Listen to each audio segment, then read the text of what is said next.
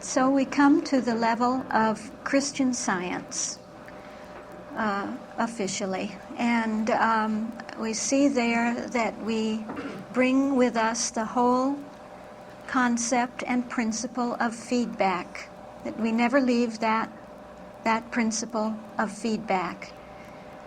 The feedback principle is found everywhere. It is patterning everything at all points along the way. Only here it is what we call, or what is called, the negative feedback principle.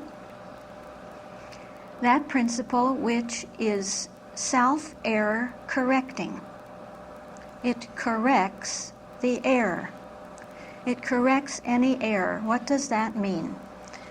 That means that as the homeostasis is working and maintaining the balance of the steady state, the constancy of the steady state, whatever fluctuations come in that are entertained by the system, but which are not amplified by the positive feedback, are damped by the negative feedback.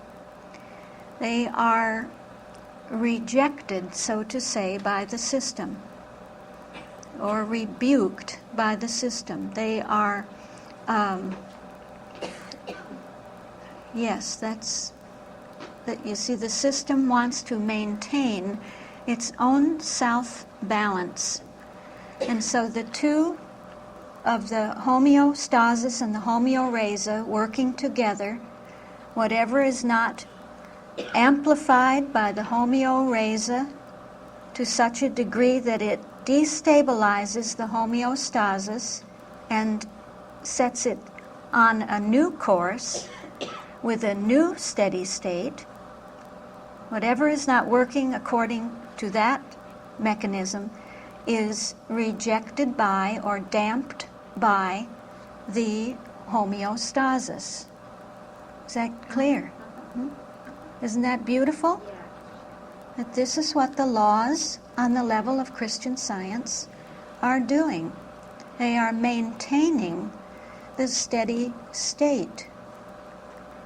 We had a very good illustration of this actually on the West Coast. I was just in the middle of explaining the two feedback mechanisms, positive and negative, and homeostasis and rhesa, and the fire alarm went off. And we all had to vacate the building and come back in, and I thought, well, what a perfect example of that whole system working. A perfect example, really, of the, especially of the homeostasis, you see, because that mechanism, that alarm system was set in such a way that if the detector in that system detected something that was beyond the setting of tolerance for smoke, see, if it detected that there was a residue of smoke in the atmosphere, it would go off. Well, it happened that someone was in the kitchen and they had burnt some toast, and so the system went off and the entire building had to vacate. And so you see, it was a correction mechanism telling you something has to be addressed, something has to be corrected and set right before you can be restored to the steady state. Like a thermostat. Yes, like a thermostat. Like the governor in a thermostat. And so this is how the homeostasis is working in our lives to continually correct us, to correct us on the course, you see, that there is a course to the goal. First of all, there is a goal, and feedback, which implies control, also implies that there is something teleological in the system, that there is a purposeful behavior, that the behavior that is going on, the correction that is going on, is not purposeless, is not meaningless, but it is directed toward a goal. And so the negative feedback is associated with what they call self-perfecting. Isn't that beautiful? With the self-perfecting or the goal-seeking capacity of the system.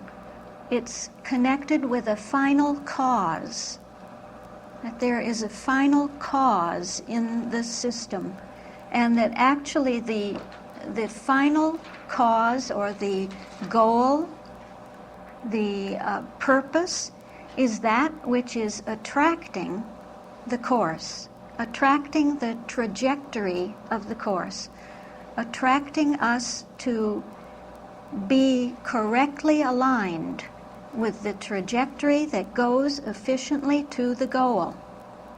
Not just any old trajectory and maybe, 50 years later I get there when I could have gotten there in 10 years, something like that. But that trajectory, that course, which is the most spiritually efficient one. This is what the negative feedback works out for us. And so we have those mechanisms that are at the basis of teleological and purposeful behavior in all systems, in circular systems. Negative feedback mechanisms are those mechanisms that when the system is disturbed, it has the tendency to maintain its stability through these mechanisms, and to reduce then the deviation from the balanced state. Any deviation from that sense of balance is reduced by the negative feedback principle. That's pretty positive, isn't it? Hmm? To keep us on the course, to keep us in line, to maintain the steady state. So we have covered all of those first terms there. Can you see them all right from where you're sitting? It says negative feedback principle, and then under that, self-error correcting, damping, self-balancing, homeostasis, steady state maintenance. Then we go to the next column on the right, and you see that it says they're dynamic systems evolving toward openness. And I have an asterisk at that point. And that asterisk refers to this material here. And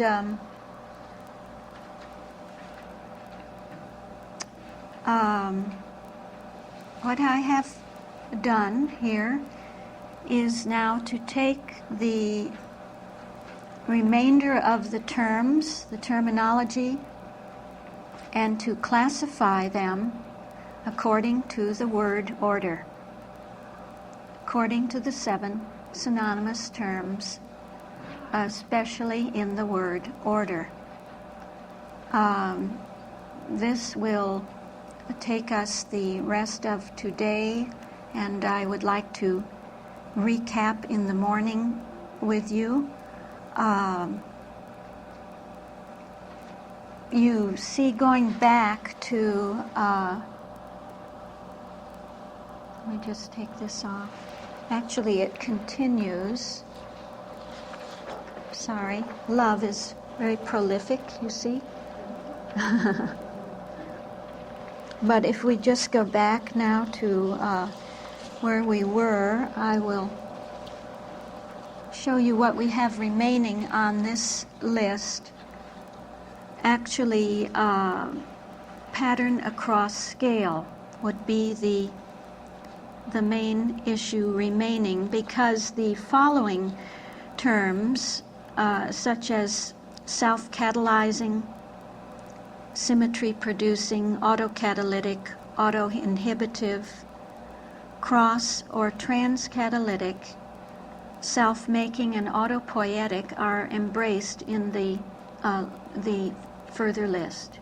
I have integrated them into the sevenfold list, so we will take them up as we go through that list in an ordered way, so that all that we have left on our Christian Science level is the issue of pattern across scale, and I think we've actually developed that quite beautifully at the points of the other two levels, especially at the level of absolute Christian Science, where we saw the relationship of the self-symmetry to the self-similarity.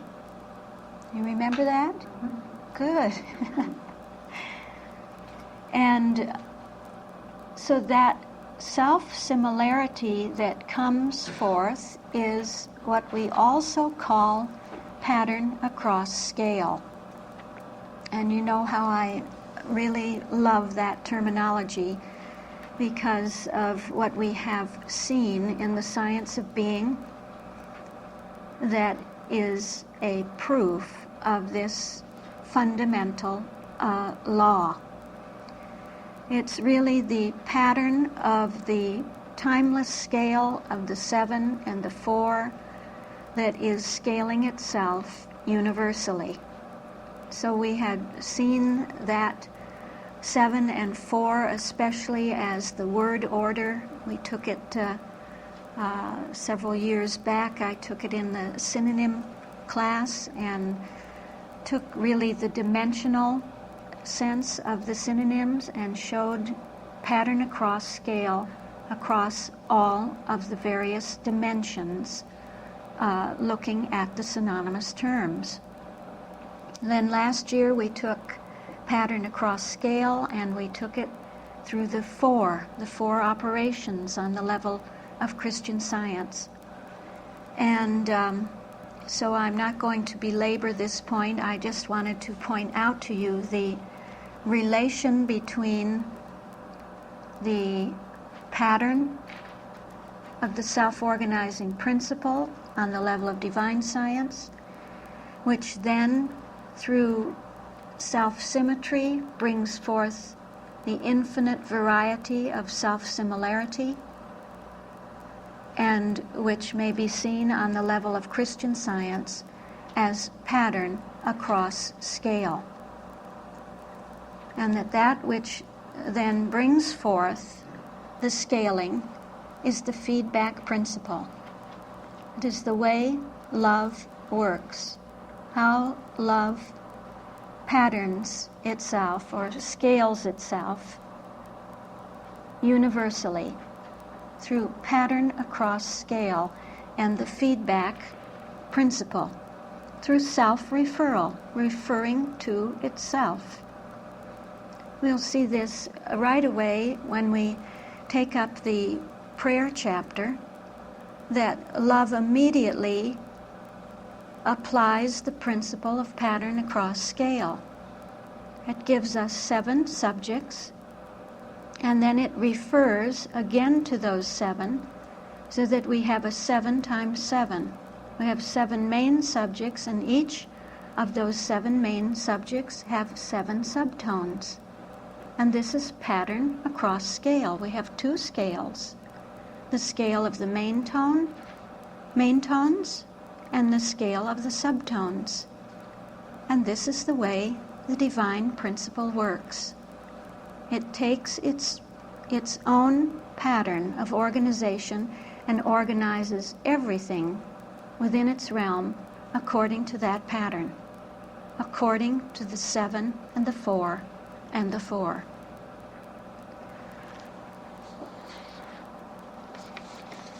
Well, I would just like you to add to this list one more item, which I didn't take on the other coast, but which I love. Please add to this list on the level of Christian Science the principle of least action, or you can call it the minimum principle, or the principle of minimum action.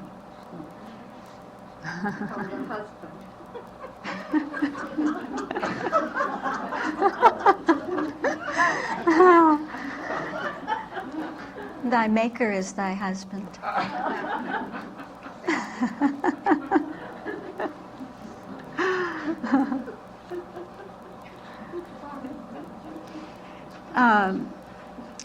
Van Bertalanffy speaks of this principle in his general systems theory and brings out there that this is a principle that is found throughout nature and the sciences.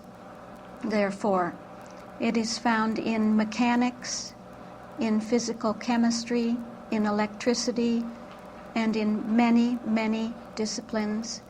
Naturally, we will know why it is found everywhere when I give you the description of the minimum principle. The minimum principle is proof, he says, that the world where among many virtual movements, the one leading to maximum effect with minimum effort is realized. Again, yeah. He says that in a world where among many virtual movements, the one leading to maximum effect with minimum effort is realized, that this is proof that there is a minimum principle at work. There is a principle of least action. Would you know what this principle is?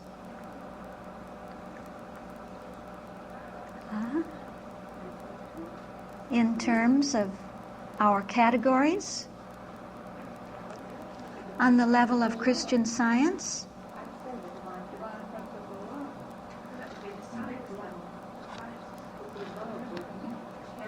listen again. You have many possible movements that lead from cause to effect, but you have only one that leads to the maximum effect with the minimum effort. Remember how John Dorley used to ask the question, what is the minimum? Or I think Max actually highlighted that. He said that John Dorley would ask himself that question. When he was discovering the subtones in the days of creation, he said, what is the minimum that I have to have? Remember? The minimum. It's the word order. The word order. It leads to the maximum effect with the minimum effort. Isn't that the word?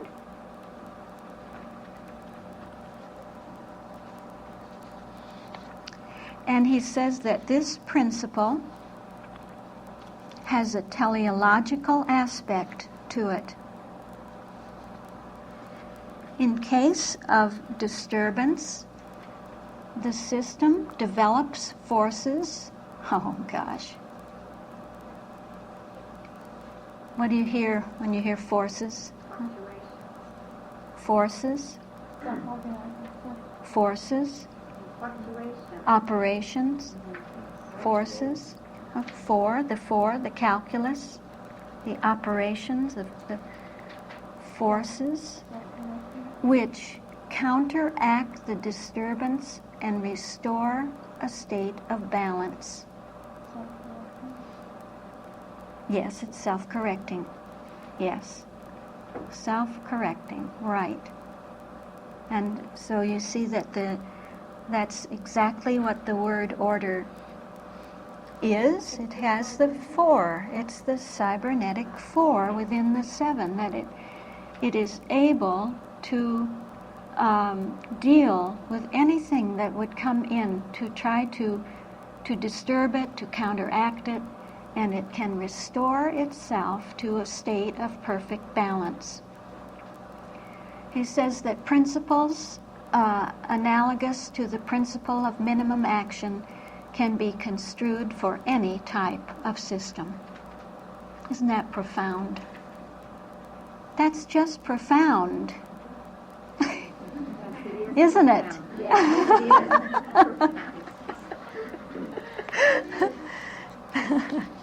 It is. All right, so that's the principle of least action, minimum action.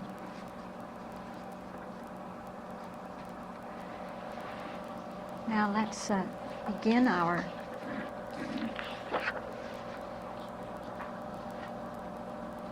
looking at our word order. Looking at our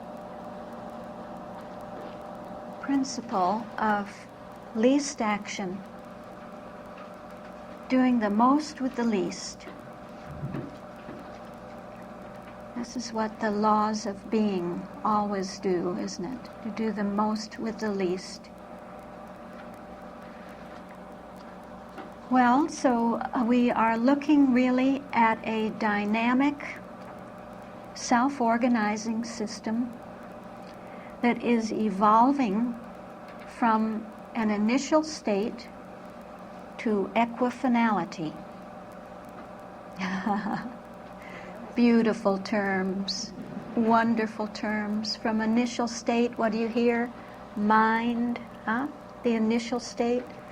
To equifinality, love, developing from mind to love. And so we come to those terms that are afoot in the world, that are alive in the world, and that at the deep structure are alive within us, and we want to relate now that deep structure to the new terminology. And so the very first thing we see at the point of mind is information. Just as we saw in the pattern of divine science, the self-organizing principle, that self-organizing principle is the principle of information. What is information? Information is that which is necessary for there to be a self-steering, self-regulating process. A divine cybernetic process. That which is processed is information. That which is input is information. That which is output is information. And that which is fed back is information. Information, as we know from our early training with Max on the issue of divine cybernetics, is that value which is neither material nor energy. It is neither mass nor energy. But they say that there is a third value in the universe, information. And this information is not data. It isn't the information that we ordinarily think of as having a certain amount of data on any given subject or topic. But information is a type of organization. It is itself an organizing principle. We live really in an information universe. The universe is governed by an infinitely regulating principle which neither belongs to the object nor to the subject. This regulating principle is information. And so information content is a measure of the degree of order in the system, a measure of the complexity of the system, the measure of differentiation. You hear the relationship really between information and complexity, and as you look further on your list at the point of spirit, you see that we have complexity coming in, complexification, which means higher order, further order, greater and greater degrees of order. How is that order measured? We see that it is measured by the information content in the system. So it is a measure of differentiation, of classification, of complexity, of the order in a structure or system.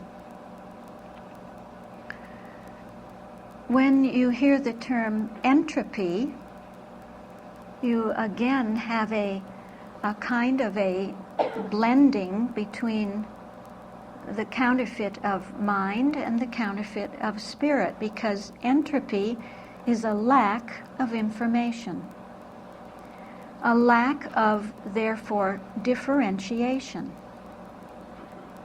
Entropy, being a lack of differentiation, seems to indicate a sense of everything being the same, or an equalizing or a leveling out of the system, and is called in thermodynamics heat death.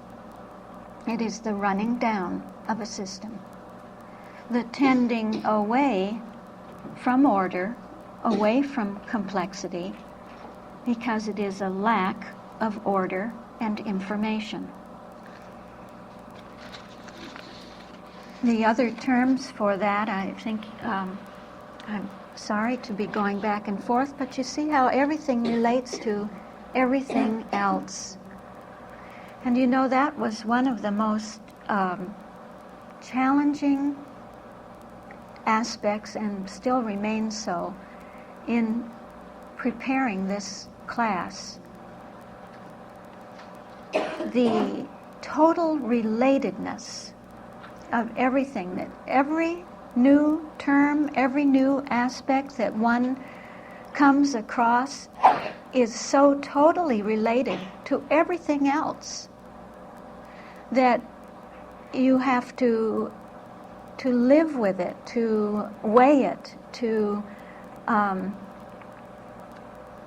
weigh it against the categories of being. This is what I had to do, to weigh everything against the categories of being until it became clear and distinct about the identity of these terms. Okay.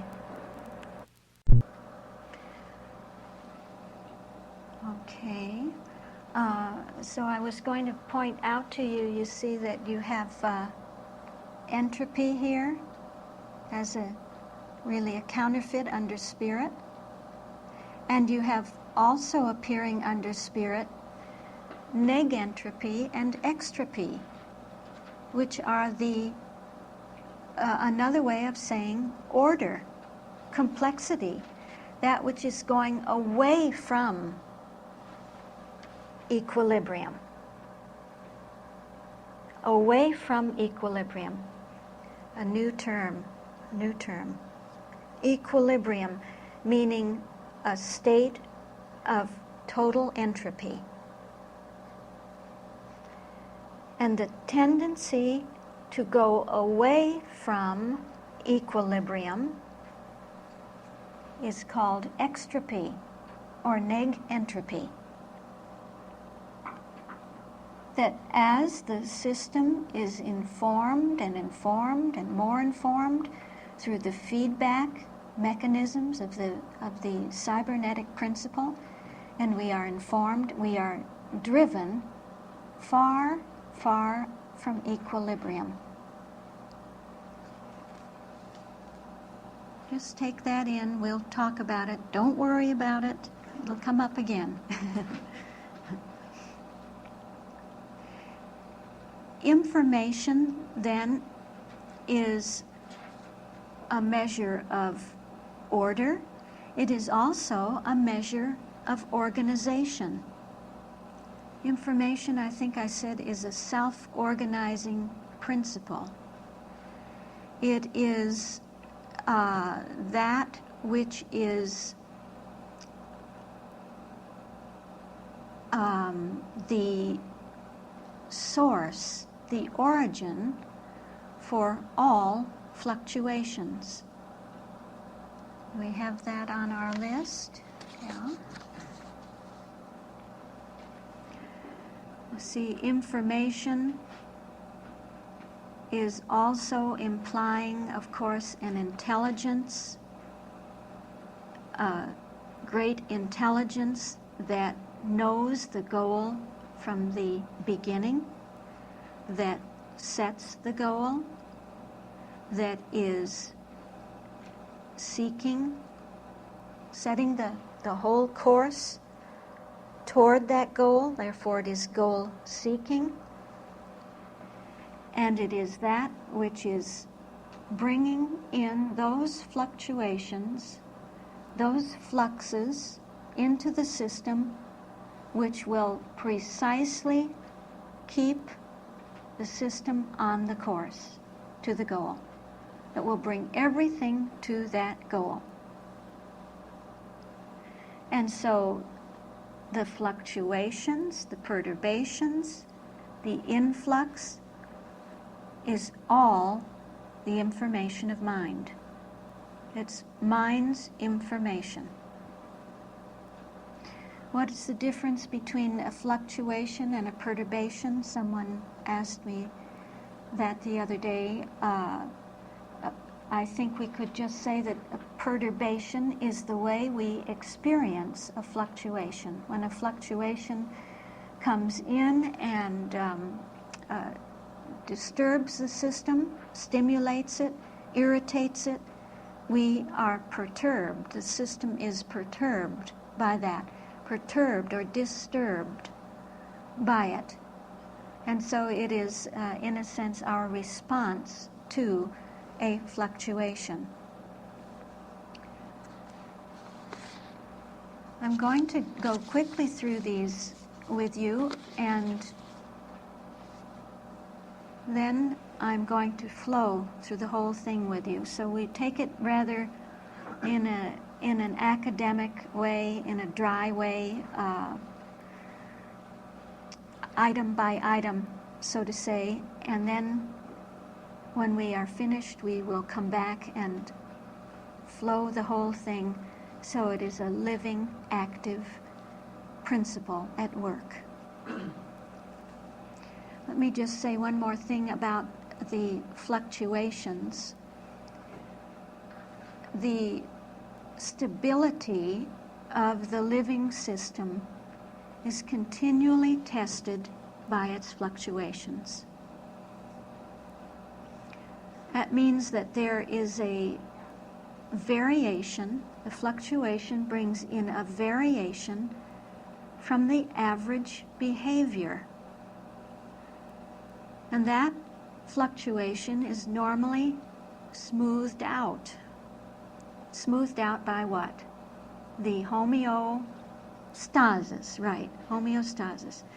But under certain conditions, under special conditions, it grows larger and becomes established. We've really been talking about this gradually, bit by bit, only I want to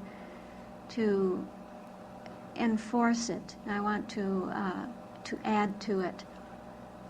So these fluctuations are always occurring.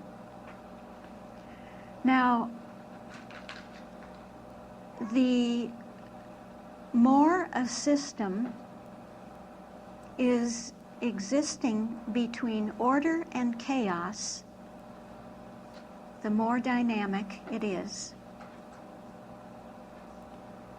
Edge of chaos systems are systems that are continually entertaining perturbations. Edge of chaos systems. Living systems are edge of chaos systems. You are an edge of chaos system. Your consciousness is an edge of chaos system, dynamic. Existing in that boundary region, near the edge of chaos, the living system of that form is best able to coordinate complex and flexible behavior. Are you not? Huh? More and more? More and more flexible. More and more able to coordinate your fluctuations. Able to adapt. Evolving. Continually evolving. This is an edge of chaos system. And the edge of chaos system, they say, is a poised system. It is poised right on that edge, flexible and adapting, and entertaining two types of perturbation, two types of fluctuation. The first type is a minimal perturbation. And it is these minimal perturbations that the system is able to smooth out, is able to minimize, such that we remain stable in the face of those minimal perturbations. But the second type, they say, is a perturbation that brings a permanent structural change into the network. And so these perturbations that come in change the behavior of the edge of chaos network in such a way as to reset the trajectory and the goal.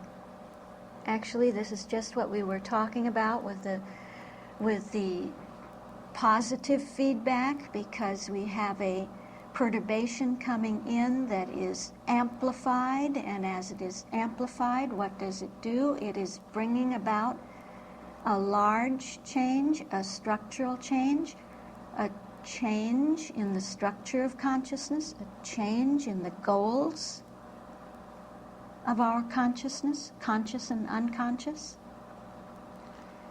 And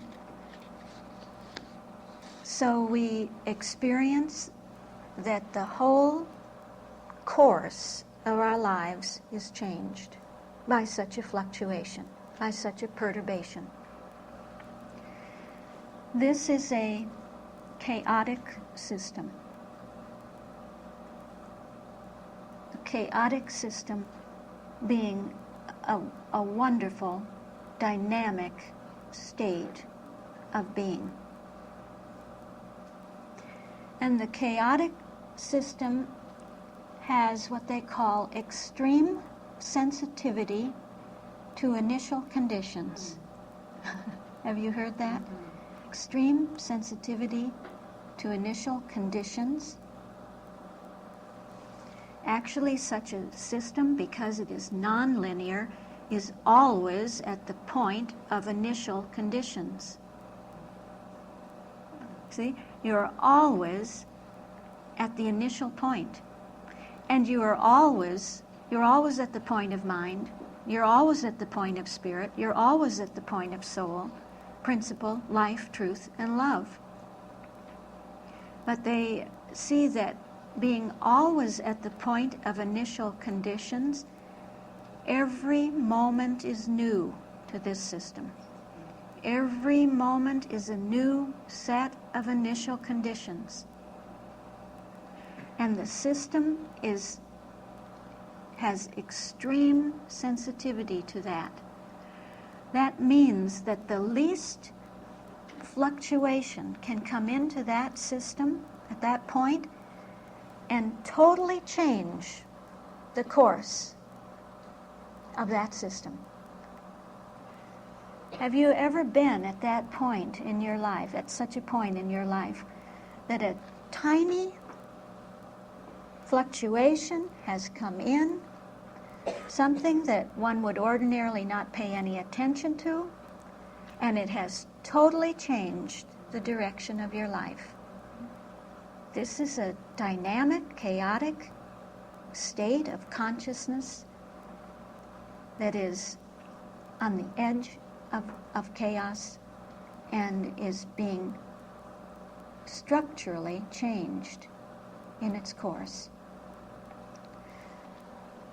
I've had that kind of experience, or I know someone who has personally, and I don't usually speak about personal things, but my mother had that kind of experience when she went to have class instruction, that she was so geared to this experience of class instruction, so awaiting it, so expectant of the results, having waited for years and years, having gone to interviews and interviewed teachers and been interviewed by teachers, and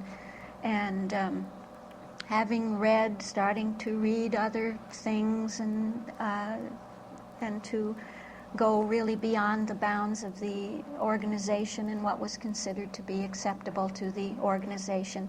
She had great expectations for this experience, and when she went into this experience, it was not long at all before she discovered that this was indeed to be a profound disappointment in her life. And that she would not find out about Christian Science, that which she wanted to know, the deep reality of Christian Science, the system of Christian Science, how to practice, how to heal, and so forth. Everything that one looks forward to in that sort of experience.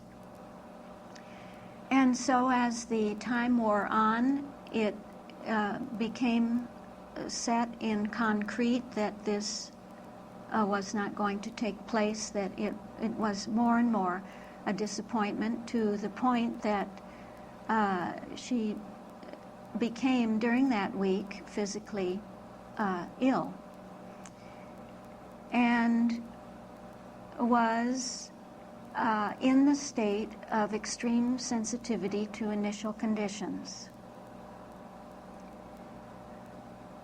At that point, she experienced a perturbation.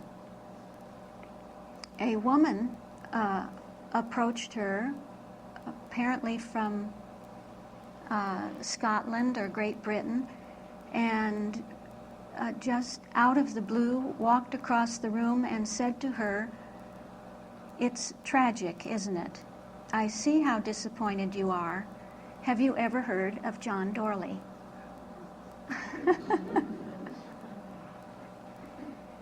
And so that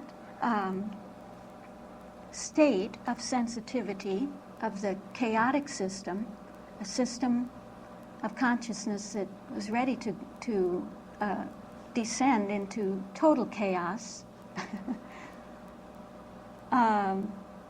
was informed by just that short statement, that information, that fluctuation, that perturbation, that thence change the course of her life and mine. So I love that. And I love that sense of being extremely sensitive to initial conditions. That this is nothing negative going on. It is an indication of a dynamic state of being. And they call that the butterfly effect. It's the butterfly effect oh, by the way, you see this woman then disappeared, and no one was ever able to find her again. Yeah, it was like she descended at that moment, said that, and then left. Just totally disappeared. It's called the butterfly effect because they say that a butterfly in Beijing flapping its wings can cause a hurricane in New York. Yeah. That's how interrelated everything is. That's how the web works, you see. That that kind of experience can actually change the whole world. That's the butterfly effect. And that's how love works. How love works universally and affects its evolution, brings out its evolution.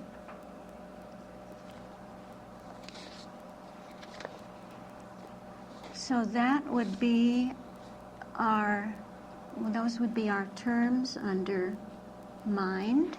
And you see how mind is related to spirit, huh? How mind and spirit really can't be separated. The whole issue of information and order and fluctuation and chaos, how they work together, they're really one thing. Mind is spirit and spirit is mind. Yeah. So coming to the terms under spirit, we see that we have there as one term a bifurcation. And a bifurcation is a bifurcation point is one of these points at which the system has to decide. The system chooses which way it will go when it is undergoing a flux. So, in effect, it is that the system is being offered a choice of orders. And these bifurcation points, these branching points, are great points in our life. Actually, we're continually entertaining bifurcation points. We are just, they say that you are continually undergoing cascades of bifurcation points. Every day, even in the simplest way. What cereal are you going to eat, and will you brush your teeth now or later? All of these choices and decisions are minor bifurcation points, but the dynamic system will entertain those bifurcation points which are crucial to its future, which they're really crucial points and determine the evolution of the system. What else do we have under spirit? Actually, I'm hesitating to get into the big guns.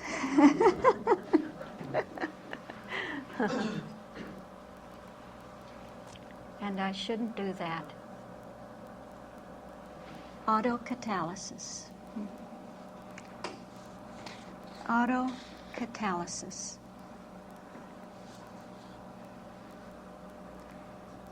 This is a mechanism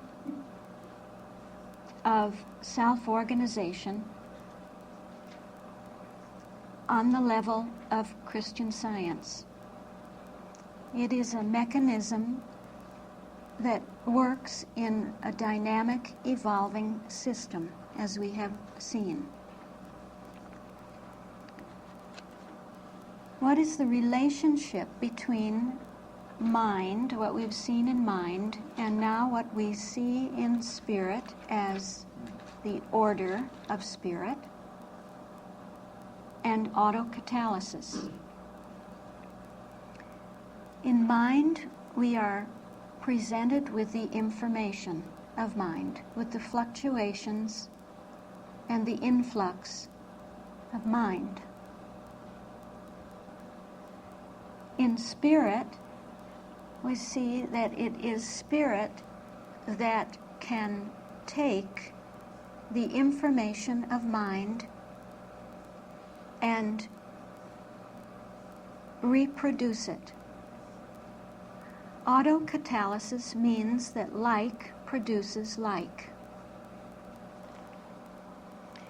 It means that you have a catalyst in the system. It means that the fluctuation that you are entertaining is autocatalytic, that it is going to produce more of itself.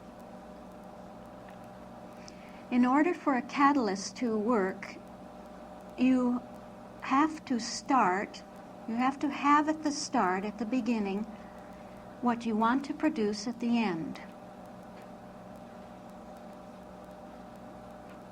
Did you get that? That's very important. Very important. You already have at the start what you want to produce at the end. What you want as a result is what you already start with. And everything else in the system will be transformed by that catalyst, will be converted into that same substance.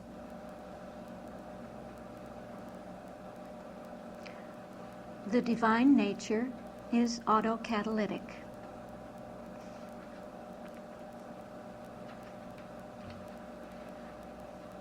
This is exactly what we are going to see in prayer. That we have the influx of the divine nature, that influx that is being brought in by the homeoraisa of absolute Christian Science from the divine self-organizing principle, the whole nature of God revealing itself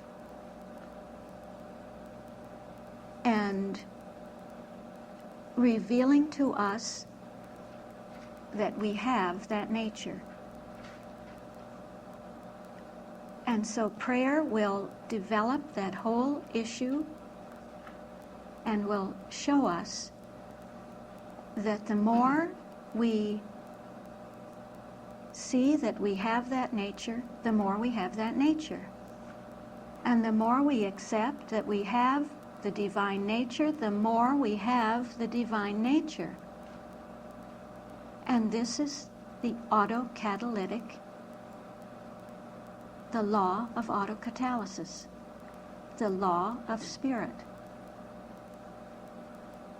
that like produces like. So we will see in that chapter how the two, that great influx from the homeoraisa at the vertical of the word coming in, bringing in that fluctuation, the divine fluctuation, from the information principle, from the self-organizing principle, bringing in, flooding in the whole of the divine nature through the positive feedback of the homeoraisa, and at the same time, that's your I index, isn't it? You know your indices in the textbook matrix. At the same time, at the point of the J index, and the word in the J index is the negative feedback, the homeostasis, which is keeping the steady state within us of accepting the proposition of that nature. And so the two work together in one great feedback relationship. Positive feedback and the negative feedback, the homeoraisa and the homeostasis, work together, and in the midst of that working is the autocatalysis of spirit, like producing like, producing like, producing like, in feeding on itself. And you hear how everything works together. It's beautiful. So that autocatalysis means that in the presence, they say in the presence of molecule X, a molecule A is converted into a molecule X. Well, in the presence of the divine nature, whatever is not of the divine nature is converted into the divine nature. And this is what the textbook shows us. Okay. I would just like to say a word or two about why I have not given you in your materials the full extent of the illustrated material that we're using in the class. And that is because I feel, or have felt and feel that it is in the flow, the layout according to the levels, and especially the layout according to the word order and the evolving open system as we see it expressed through the 7 standpoints of the word order. This is something that was evolving with me right up until the last minute before giving the class on the West Coast, and between the West and the East Coast I refined this material, and so I feel that I was right in not passing it out to the class on the West Coast to begin with, because it is in the flow. I feel much more certain about it now, and it's probably fairly certain to say that we will be including it with the tape recordings. But these materials are intended to be used in conjunction with the class, with the teaching of the class, and not to be sent around and passed around because you love it and you want to share it and that sort of thing. I know it's not a bad motive at all, but sometimes they get into the hands of someone who hasn't got the setting for it, the environment. It's out of context. It's out of context, exactly. Yeah. And as I went back to the room this evening, I realized that I wanted really to focus on something this evening to begin with that appears under the synonymous term life.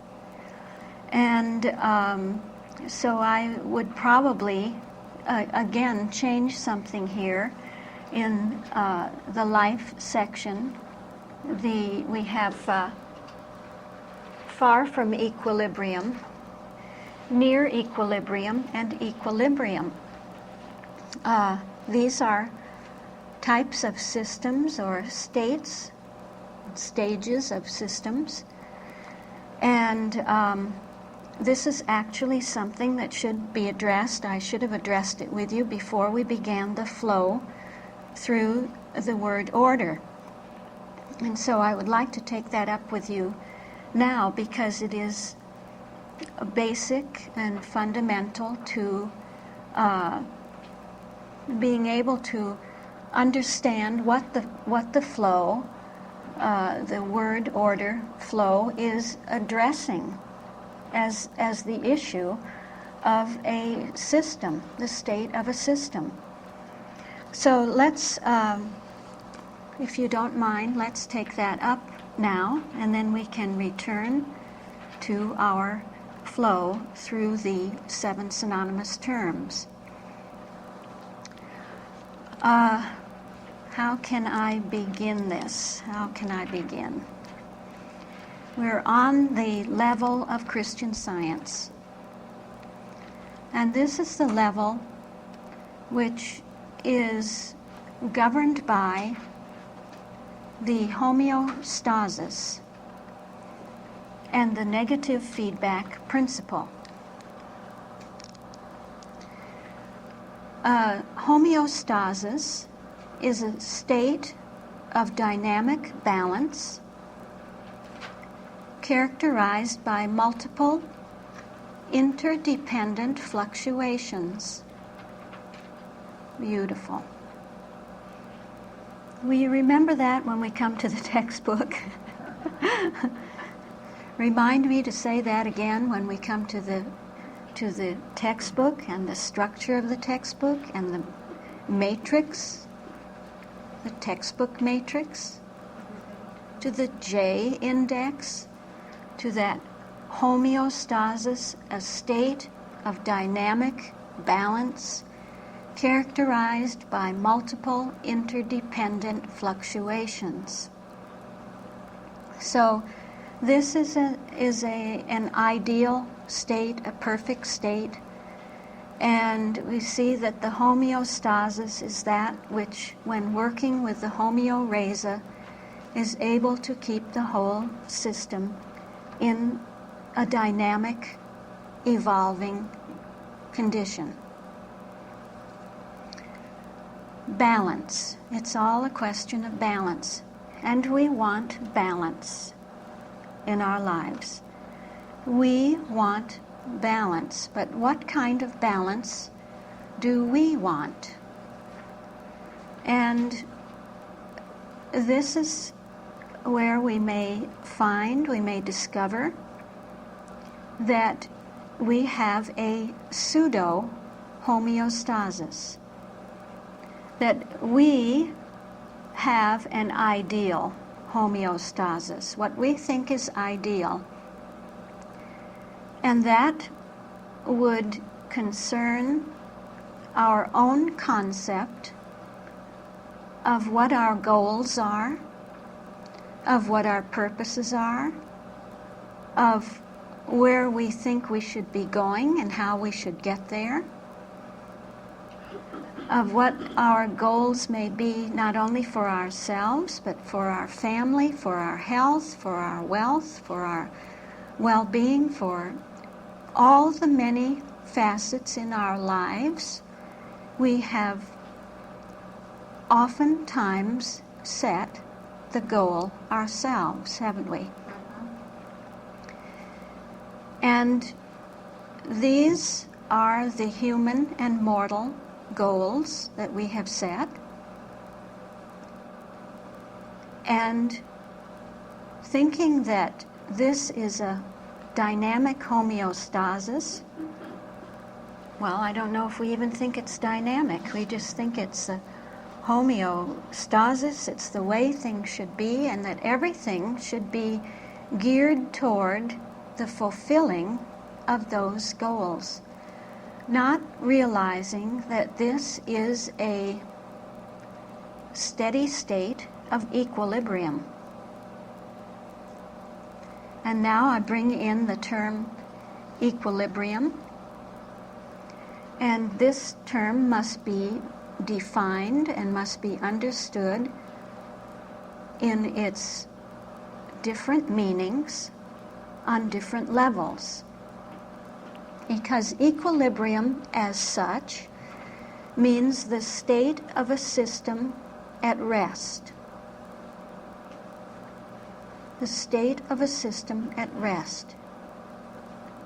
Now, this can be love, or it can be not love, depending on how we see it, on what level we see it. In divine science, where we have the one infinite closed system, this closed system is in an eternal state of dynamic rest. It is fully alive. It is life itself. It is being itself, eternally moving in a state of dynamic rest.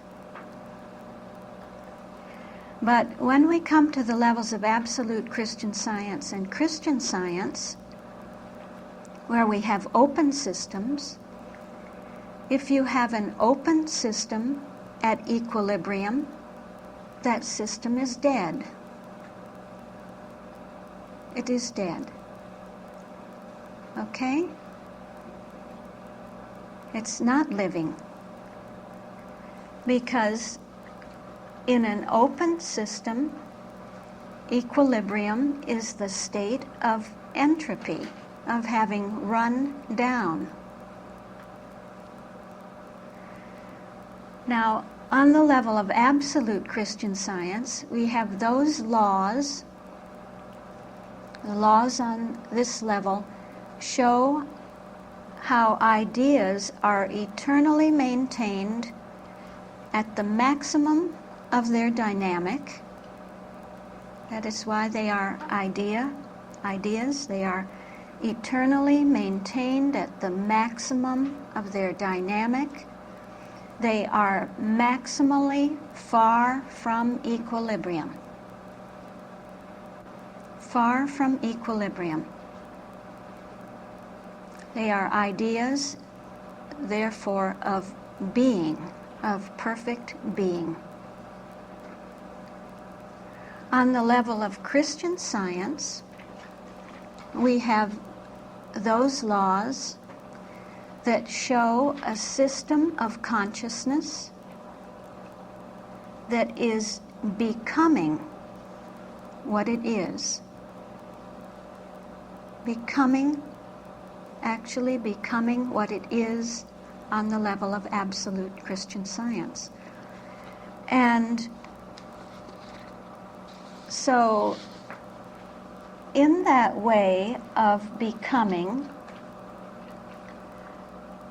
we need to make a distinction between systems that are in equilibrium or systems that are near equilibrium, in equilibrium and near equilibrium, systems that are being driven from equilibrium, and systems that are far from equilibrium. Actually, 3 categories, although I said made 4 statements. I qualified the system being in equilibrium because actually they say that there are no complete equilibrium systems in being, that every system, no matter how near to equilibrium it is, has some fluctuation in it. This is the remnant. This is the Christ remnant. You know how the prophets would speak of the remnant? That every consciousness, every individual has the remnant within them. And that all we have to do is to return to the Lord. Here the cybernetic sense. To build on that remnant. And as we do that, we are driven far, far from equilibrium. So again, we have the three types of system. A system that is near equilibrium. Systems that are being driven from equilibrium, and systems that are far from equilibrium. What is the further difference between these three? Systems that are near equilibrium have a kind of stability. You see, they have a stability. Isn't that desirable? Well, let's see whether that's desirable or not. It's a kind of stability where nothing new is happening, where everything stays the same. Have you sometimes felt like that? Have you ever felt like that in your life? No.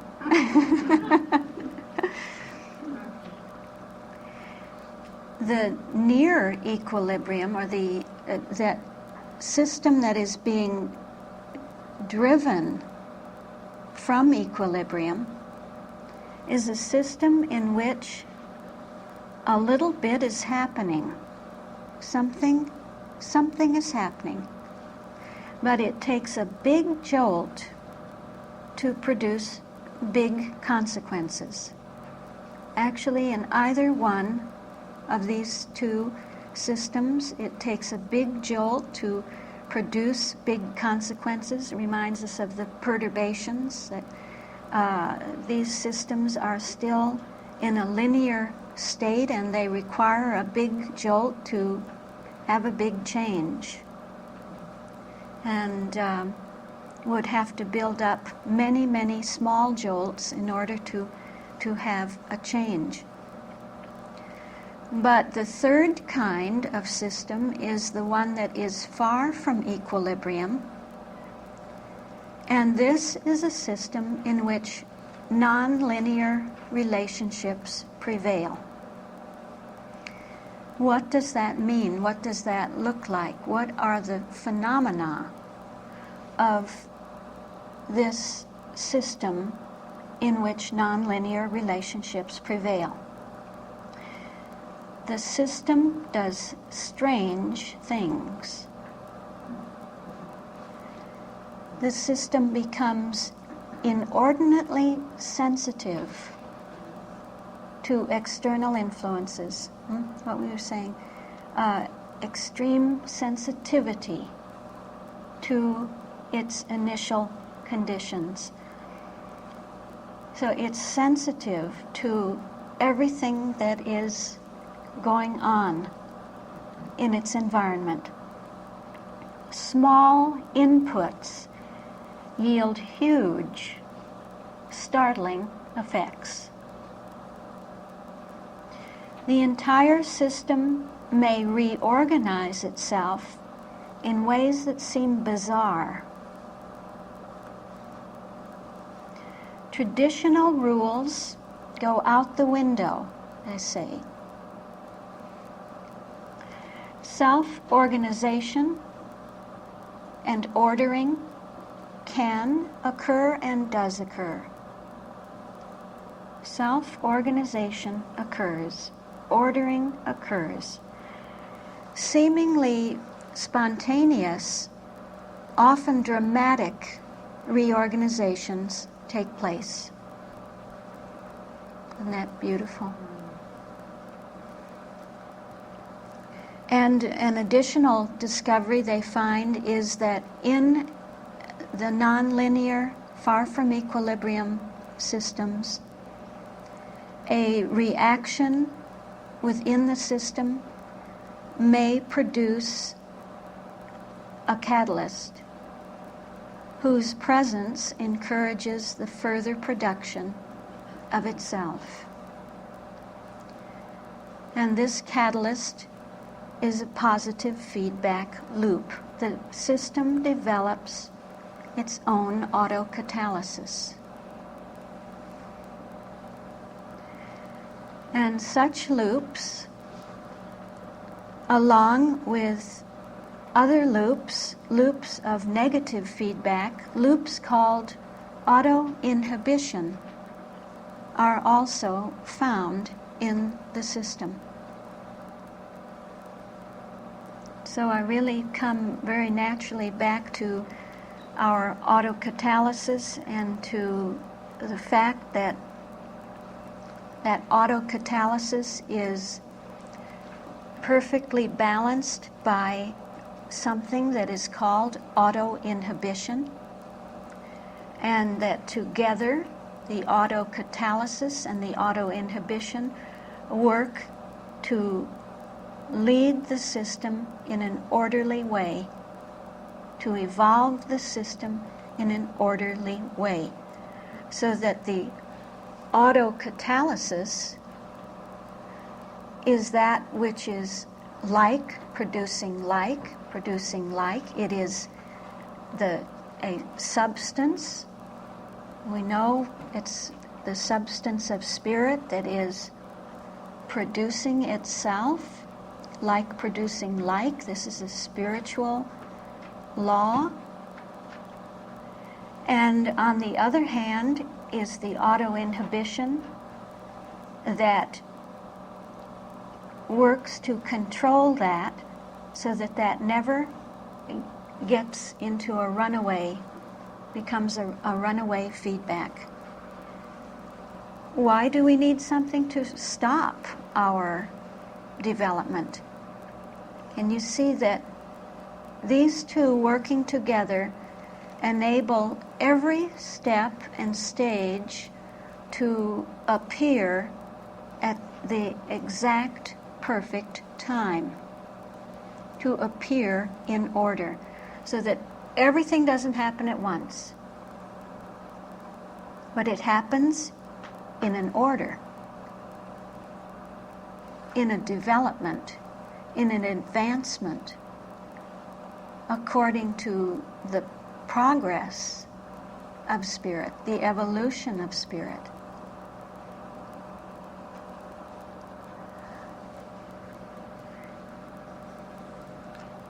Do we find anything in the teaching of Christian Science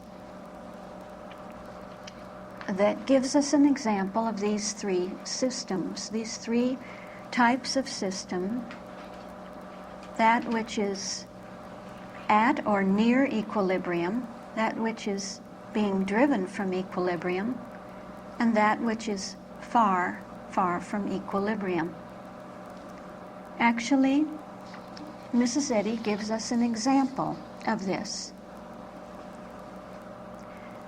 No, that's wrong. She doesn't give us an example of this. She gives us the deep law of this. The deep law governing the relationship of these three types of system.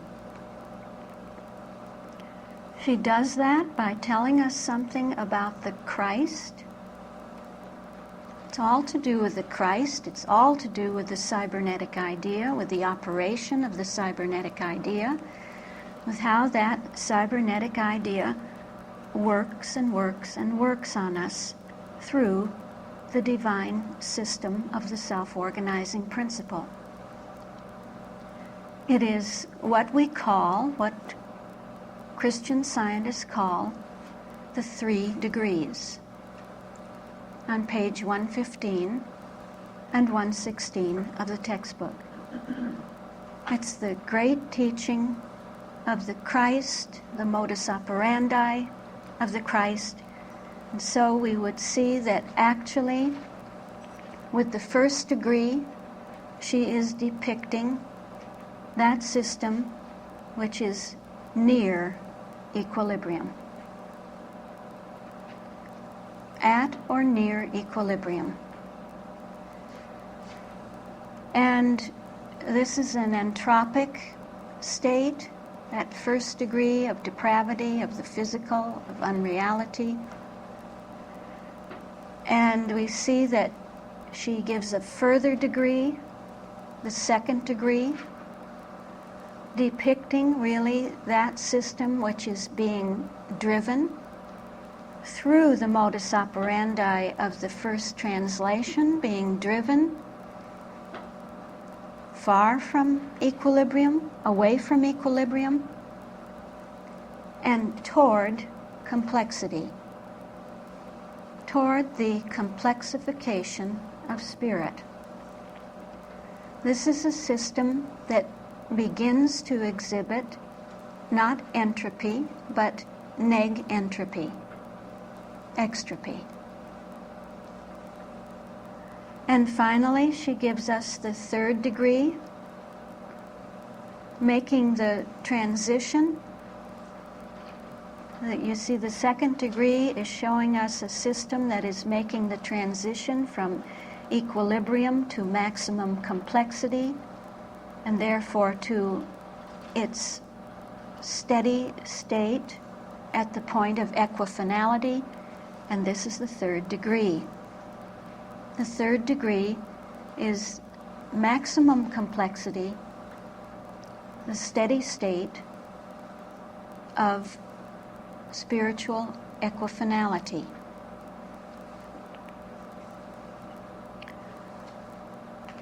And thus she depicts and characterizes an evolving, open system of consciousness. Is that not beautiful? Is that not beautiful? That she gave us the deep law, the law of the modus operandi of the Christ that lies behind everything, the whole evolution of consciousness. And at the close of those 3 degrees, she says that in the third degree, mortal mind disappears. You see, the equilibrium status disappears, and man as God's image appears. That image which we see when we look back up at the first translation under idea, we see that idea is that image in mind, the immediate object, really. That the idea is the immediate object of understanding.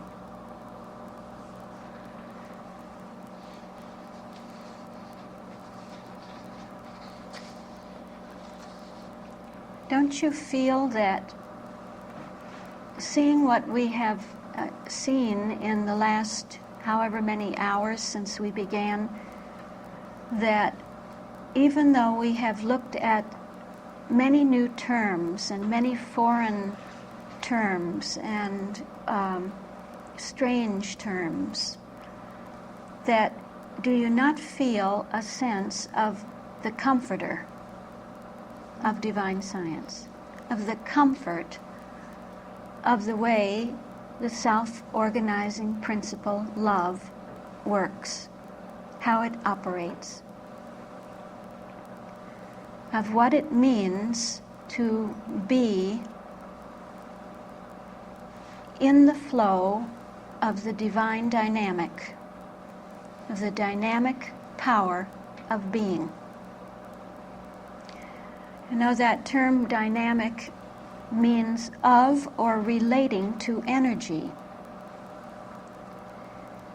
characterized by continuous change, activity, or progress. But the definition that I like of that term dynamic really comes from the Bible. Mrs. Eddy actually uses the term dynamic, I think, only twice in her writings, but the other use of the term dynamic we find with Paul in Romans. And when Paul is, I think it's at the beginning of Romans, he's speaking of the power of the Christ, and he calls it the dunamis, meaning dynamic, or even dynamite. It's the power of the Christ, and this is exactly what we mean when we talk about the dynamic of the system, or that we are a dynamic system of consciousness, a dynamic, evolving system of consciousness.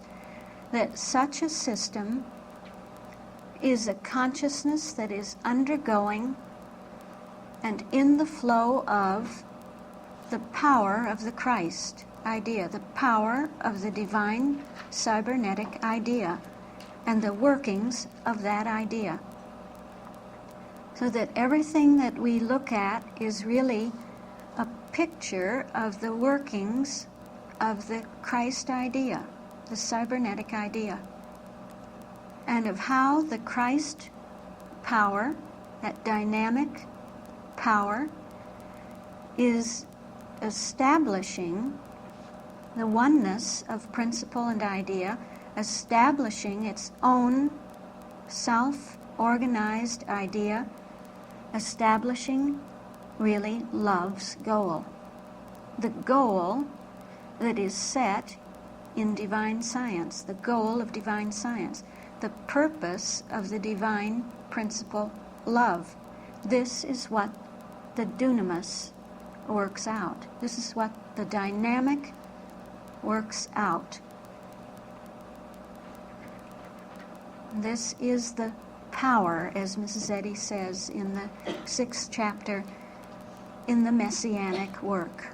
She says that actually right after she gives the 3 degrees and the disappearing, what is it about the disappearing mortal mind disappearing and man in God's image appears, and right after that she speaks about healing and about the power, that mind is the power in the Messianic work. This is the Messianic work, isn't it?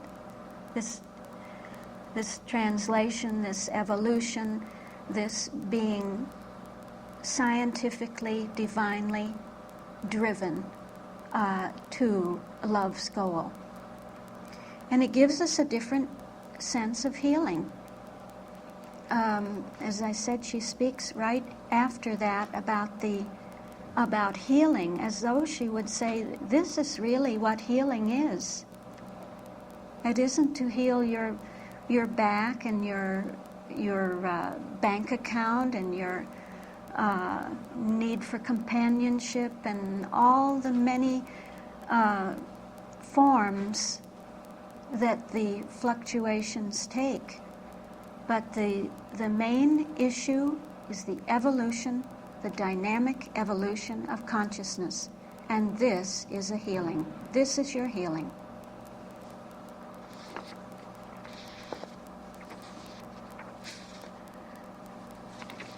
So now we can return to the flow that we have through the 7 synonymous terms, looking at what is happening to the open system as it evolves from its initial state to equifinality.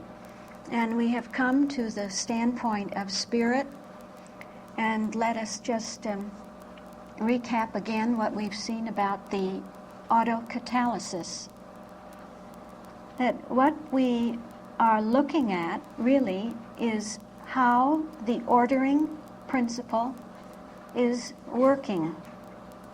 How the ordering principle works on a consciousness that is evolving and that needs to evolve. And so it is the order of spirit which comes as that autocatalysis. You know, I can just hardly keep from talking about the prayer chapter. It's the hardest thing. I know all these wonderful goodies from the prayer chapter, and I don't want to let all my cats out of the bag. But I think we said before we broke this afternoon how that prayer chapter, actually, you know, the autocatalysis was the first great new cybernetic concept that I saw actually several years back, and I saw it in connection with that prayer chapter because I could see that in prayer what is going on is that revelation of the divine nature is flooding consciousness, flooding the level of Christian Science, being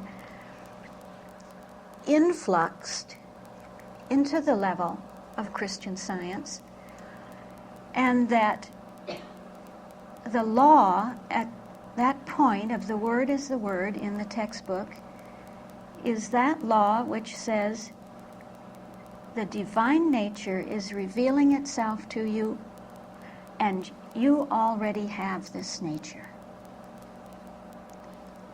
Isn't that the law there?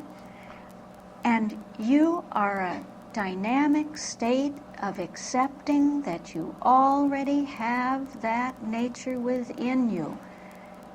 And the divine nature continually reveals itself. And so I could see that there was a cybernetic feedback flow at that point, and that it was characterized by autocatalysis, that law of spirit was going on there. And so I began to look into that chapter more and more and found all sorts of proofs of that, as we will see when we take that up in a day or two. But for instance, she would say in that chapter, are we really grateful for the good already received? Then we shall what? Avail ourselves of what? What you already have. But that's a catalyst. That's what a catalyst does, isn't it? Huh?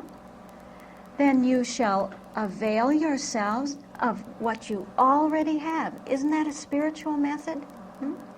Take what you already have. Love what you already have. Ponder what you already have. This is your autocatalytic nature. You are already of the nature of the divine. So you have that power of autocatalysis within you. To what? To cause that to grow, to cause that to evolve. Isn't that a wonder? Isn't that a beautiful thing? So you can never go outside of the system to bring something in. You can only produce more of what is already there, if it is autocatalytic. And the divine nature is autocatalytic. Nothing else is. Because there's only one, actually only one nature, the divine nature. And so you have it. You have the remnant within you, what the prophets would call the remnant, what the New Testament would call the kingdom of heaven. The kingdom of heaven is within you. The remnant is within you. Or what else? The New Testament says, and the kingdom of heaven is like a what? Mustard seed? No, 11. Oh, yeah. 11, which a woman took and hid in 3 measures of meal until the whole was leavened. You see? That kingdom of heaven is within you. That kingdom of heaven is really the divine science. Divine science is already within you. The pattern is already within you. The 7, the 4 are within you. And they are 11. What does 11 do? 11s. It's one thing overtaking another, isn't it? It overtakes the system until it is the only thing there. So a catalyst and 11 are the same thing. Elsewhere in prose work, she says it in another way. She says, your present understanding. How sweet, how loving. Your present understanding, she says, has the seed within itself. Now that's a soul quality, yes, but there's a spirit touch to it. There's an autocatalytic touch to it. She says, for it is divine science, bearing fruit after its own kind. Hear that? Huh? Like producing like. Like producing like. Your present understanding, not the understanding that you're going to have finally 10 years from now, 20 years from now, but right now. Right now. This is the truth about every consciousness, every individual state and stage of consciousness. And so even those individuals who we feel may be very near equilibrium have that remnant within them. They have the kingdom of heaven within them, and it is autocatalytic. It's 11. And it will bear fruit after its own kind.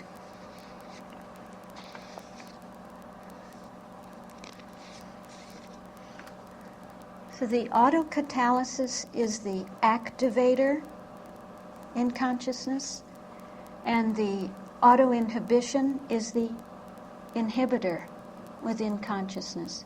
One reflects the positive feedback, the other reflects the negative feedback, and together, as we said, they bring forth the ordered, logical, spiritual unfoldment of us. So that not everything is going on at once. Remember what we saw about the positive feedback? We said if that wasn't balanced with the negative feedback, that you would get the runaway feedback. But they are always in balance. What a beautiful thing. And then we have a third aspect called cross-catalysis. Cross-catalysis.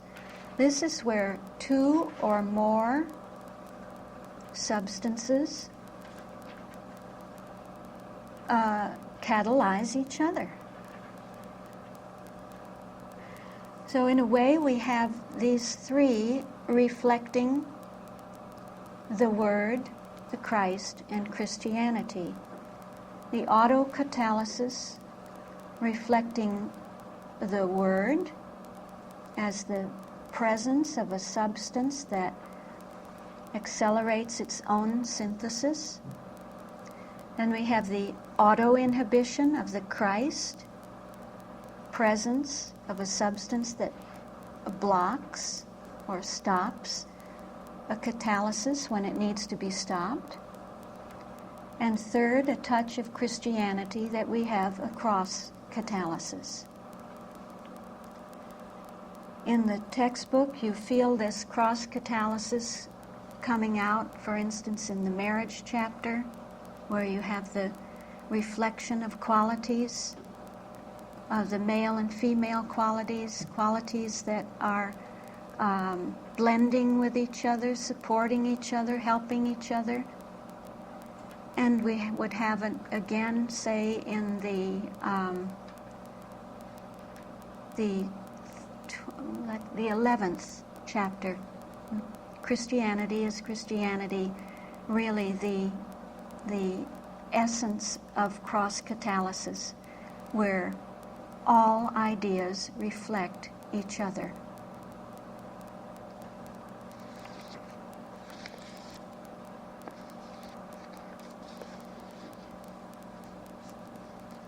And then one final comment we could make and see is that there is what is called, or there can be in the system, what is called an autocatalytic set. And this is really what we have in consciousness, an autocatalytic set. That we have the 7 and the 4 and the 4, the kingdom of heaven within us, and this is actually an autocatalytic set.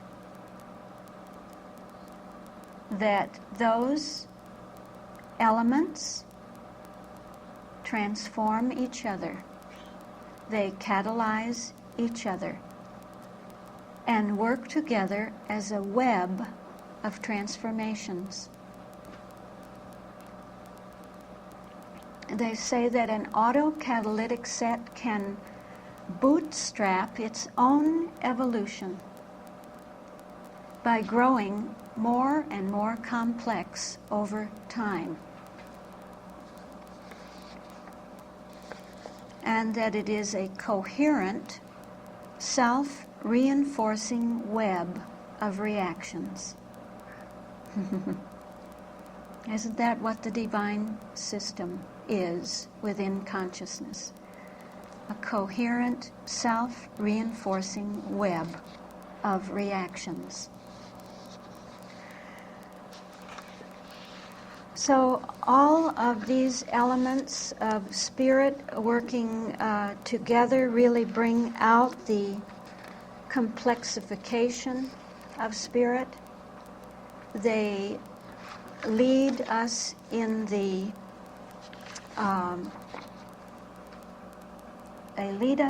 direction of the arrow of complexity, what is called the arrow of complexity, which is the arrow of evolution.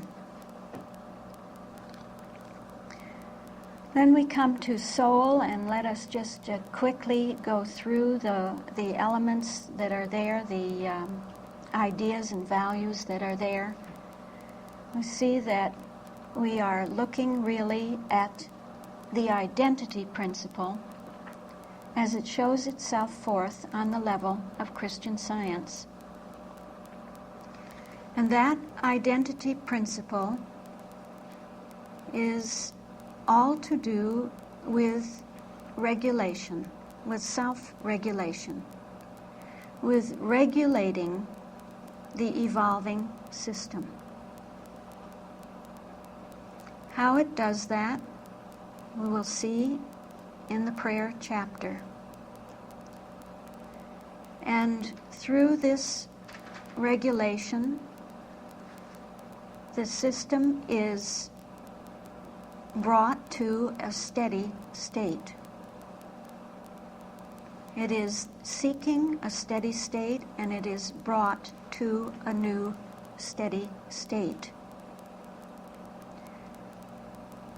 Whenever that steady state becomes, what do I want to say, becomes, get the word, stagnant, unprogressive,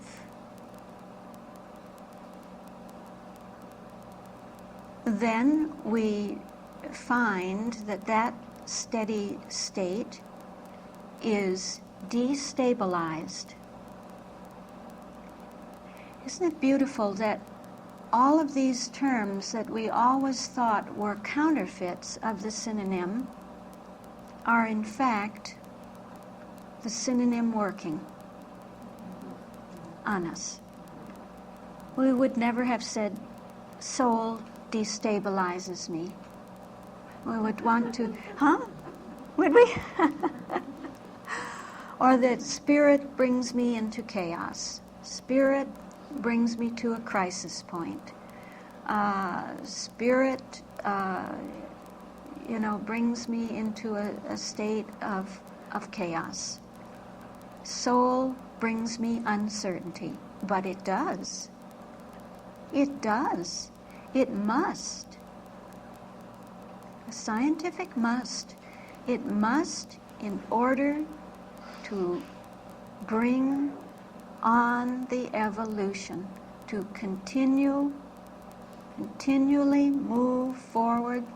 Think of that stately science pauses not, and we pause not in our evolution.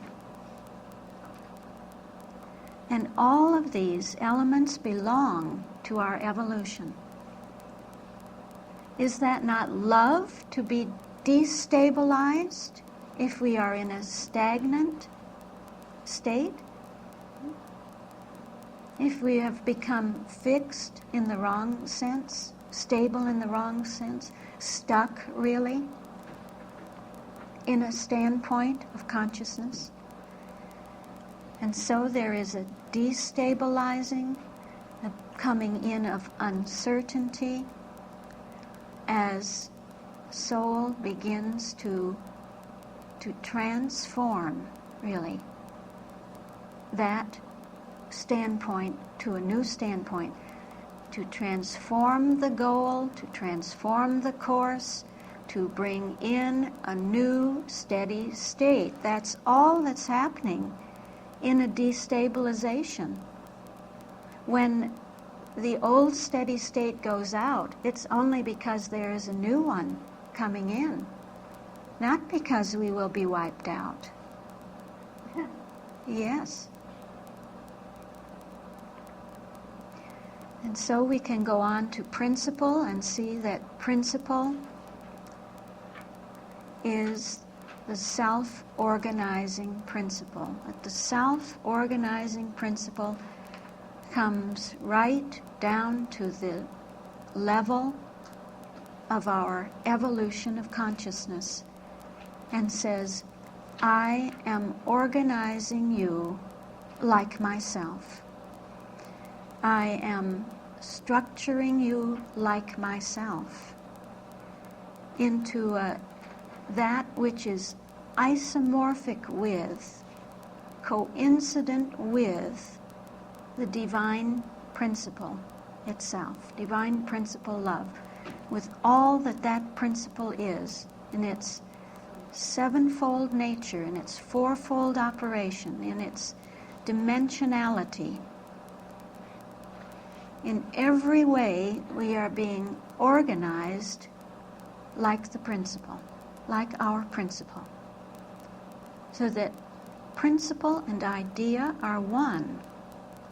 This is what is going on in the self-organizing process, that principle and idea are being realized in their oneness. And so there is a restructuring. Well, how can there be a restructuring except that that very same self-organizing principle brings the breakdown of the old structure.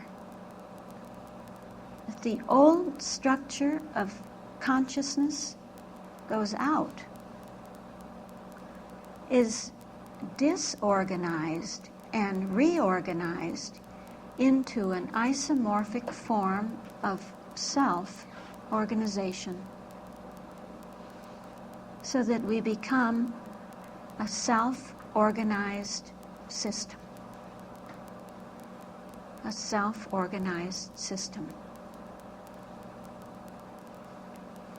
It's really very beautiful, isn't it?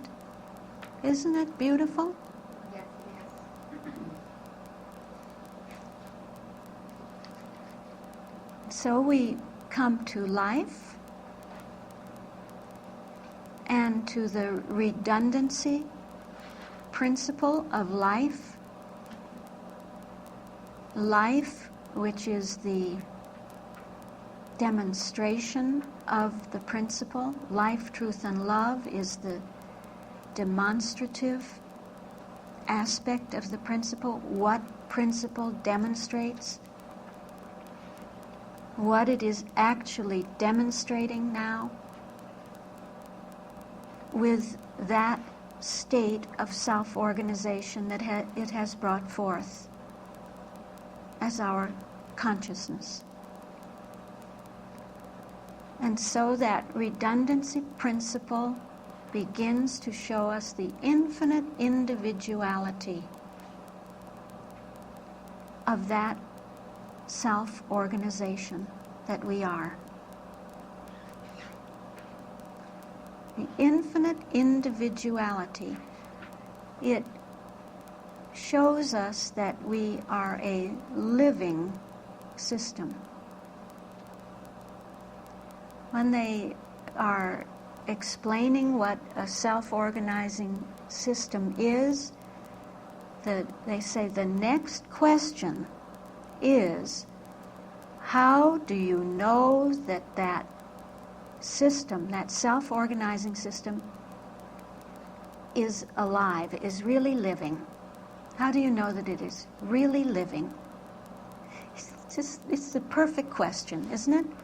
It's the life question after the statement of principle. How do you know that it's living? And the answer they give is because the system is autopoietic. And so I leave you this evening with that cliffhanger for the morning. What does it mean that the system is autopoietic? That the self-organized system, when a system reaches its state of self-organization, if it is truly a living system, it is autopoietic. What does that mean? So think about life tonight, about all that you know that life is, what life means, what it includes, what it embraces. Give yourself a treatment from the standpoint of life having built up now this order from mind to spirit to soul to principle, now to the redundancy principle of life. And let's actually take life, truth, and love. Will you do that this evening? What does it mean? Okay. All right. Well, some of you have told me you've been to the library looking up autopoietic to no avail. And that doesn't surprise me at all. Several of the students on the other coast said they were going to go home and really get into the dictionary. And I said, don't even bother, because these terms are not yet, in most cases, not yet incorporated into the latest dictionaries. But they are dynamic terms that are attempts to describe the way nature works, the way really the divine nature works. When we come to the term autopoietic, which I have shown you appears at the point of life in the word order, and also you will see at the point of truth and of love, it is actually a combining of two, I believe, Greek words. Is that right? Auto and poietic. Auto meaning self, and poietic meaning making. Self-making. Making itself. So I will just try to tell you in many different ways, as best I can, what this tremendous term means. It's a term that was coined by two Chilean scientists who had come together in their different efforts to explore their particular sciences, and they had both encountered the phenomena that is now called autopoiesis, and they coined this term. One is Varela and the other is Maturana, just for your interest. The two scientists are Varela and Maturana. And they begin to explain to us what this term means by comparing it to another term. I'm sorry, I have to bring in another term. Allopoietic. Allopoietic.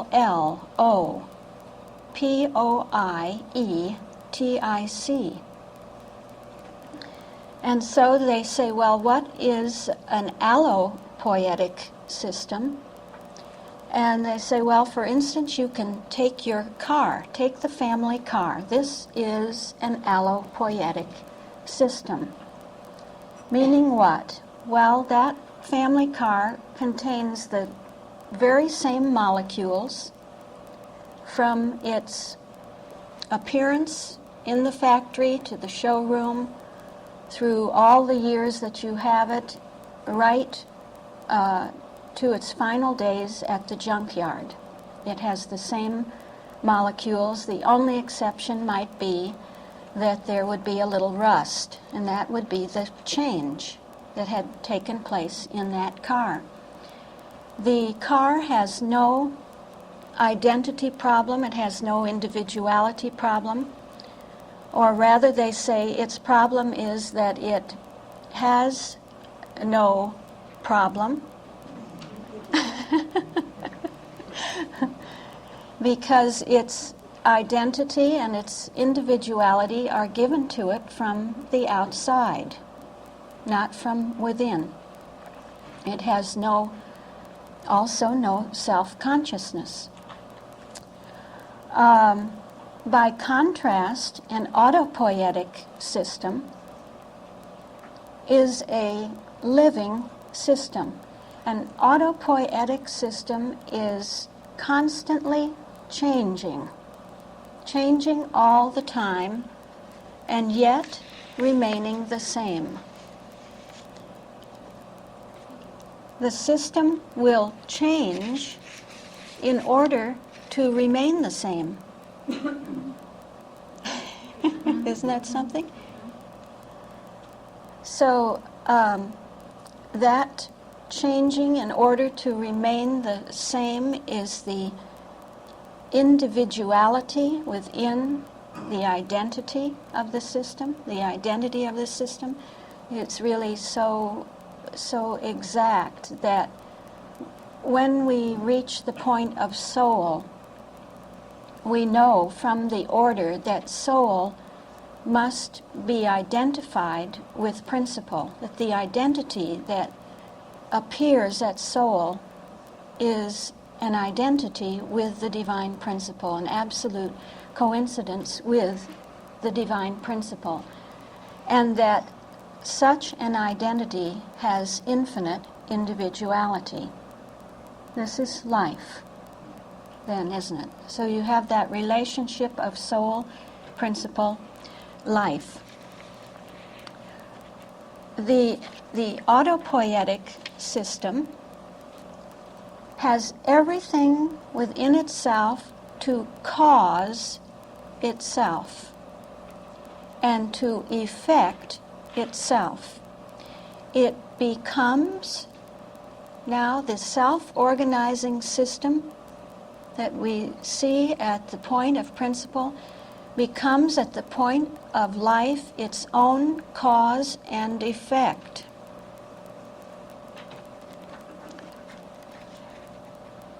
It is for this reason that the autopoietic system or network is also involved in its own repair, in its own healing, through feedback loops, through the feeding back of the law of cause and effect. What is the law of cause and effect at the point of life? It's falling back on mind, spirit, soul, principle, isn't it? That always brings forth life. So life is nothing in and of itself, but it is mind, spirit, soul, principle. This is life. And so it is a feeding back on itself to become its own law of cause and effect. They say that the network is, the autopoietic network then is produced by its components, and the components are produced by the network. You hear the cybernetic sense within it?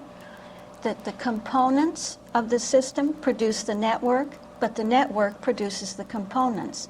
But the components produce the network. But the network produces the components. You see? Huh? It's this cause and effect, its own cause and effect. The system is so rich because of this activity within it that it is described as an intricate web of connections.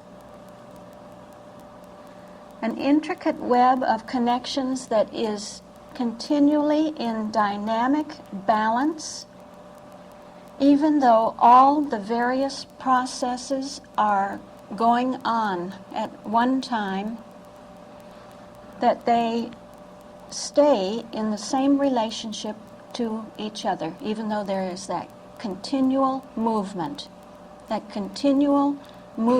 of life, and yet everything in balance with each other, in relationship with each other. And the web adjusts. It is continually adjusting. It adjusts to internal changes, and it adjusts to external changes.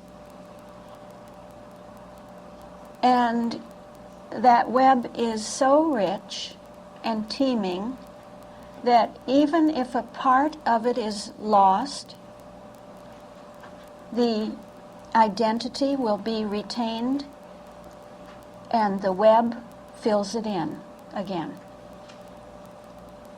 The web is rich enough to fill in that which seems to be missing, lost.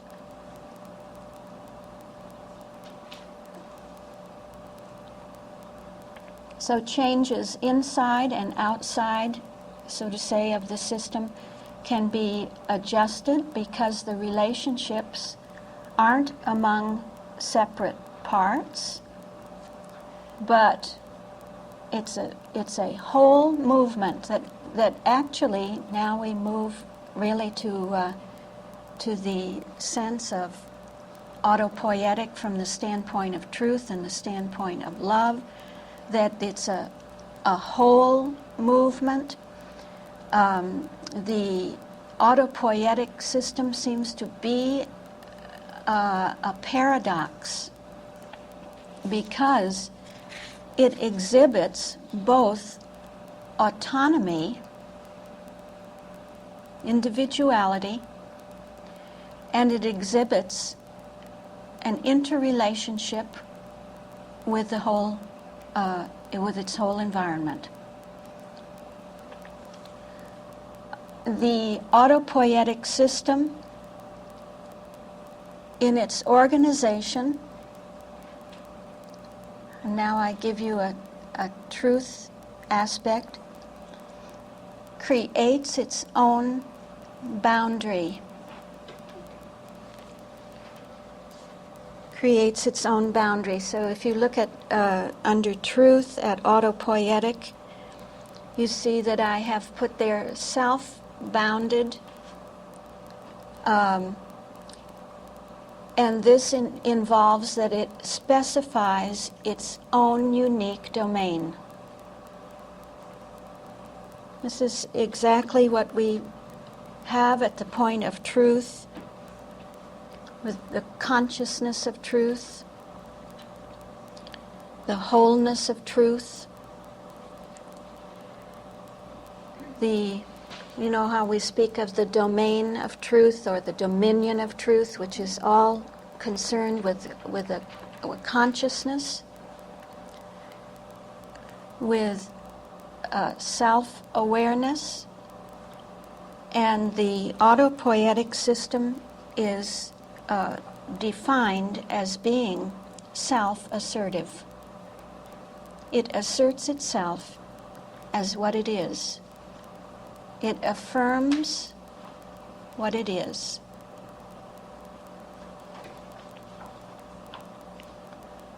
And the domain which is specified is the domain of its operations, those operations that define the system as a unit, as autonomous. The other side of the paradox is that actually the system finds and maintains its autonomy only because of its relationship to the entire universe, to its environment.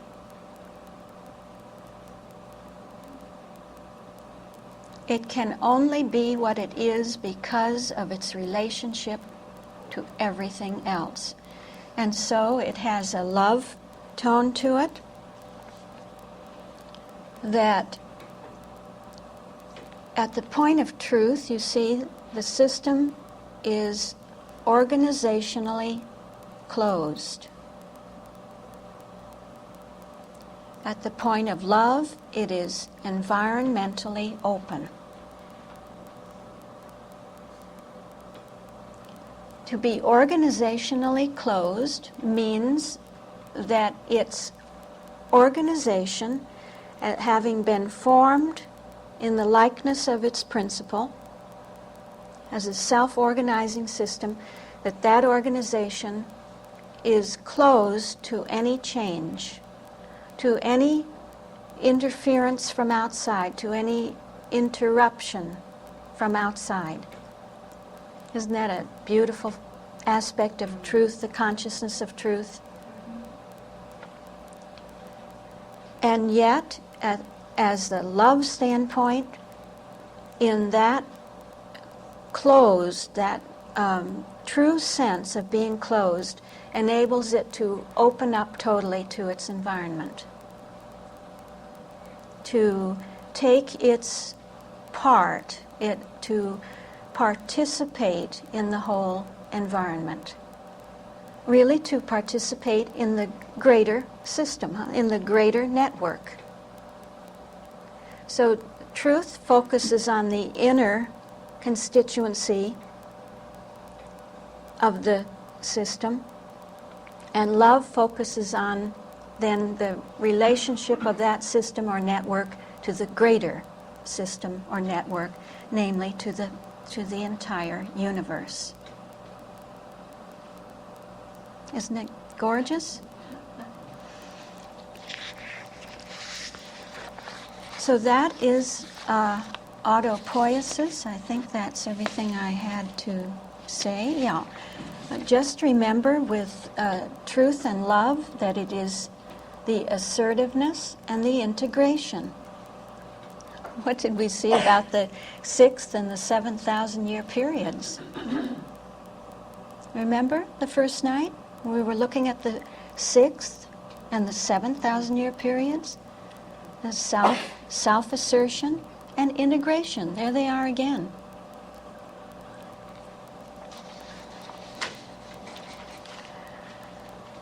So going back up to life, then, we see that this is the phenomenon of the redundancy principle of life, that we see what the individuality of life means. In this self-making, you see, that's exactly the relationship of principle to life, or life to principle. That self-making implies self-maintenance, that it maintains itself, it sustains itself from within itself, because it has the same structure as its principle. These types of structures are called dissipative structures. Have you perhaps heard that term? This is Ilya Prigozhin's, one of his main terms is a dissipative structure, which means everything that we have just said about an autopoietic structure. Really, that the system demonstrates exactly what its principle demonstrates: life, truth, and love. The system demonstrates life, truth, and love. Its individuality is brought out then at the point of life. It is a living system. An autopoietic system is a living system, far, far from equilibrium. And we see that the natural extension of that, or the natural order, is to see that life is truth. That life, as it is becoming more and more what it is becoming conscious of itself. The autopoietic system is self-aware, self-conscious. And finally, we come to love, to the integration principle, and see that love in the way of evolution, in the way of a dynamic system moving from the initial state to equifinality, is the integrative principle, the principle which is stamping or coining its system with the whole nature of love, that the system itself becomes integrative, becomes integrated.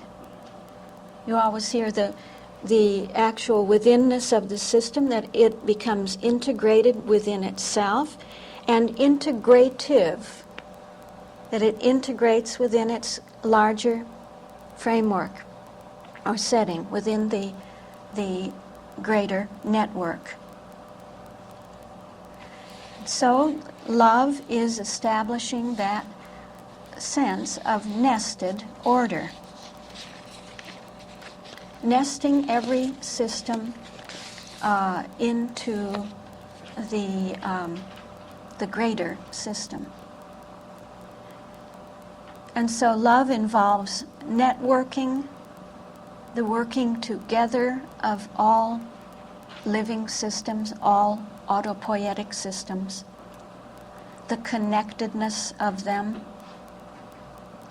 Because you see, as systems integrate with systems, that you get a larger framework of autopoiesis, so that then all of the components within that larger network begin to support and maintain each other, and to create the network. The components create the network creates the components, and so it goes in one great interconnectedness, one enormous network.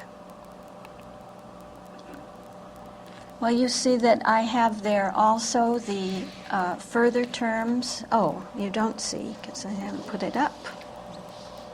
I find it here.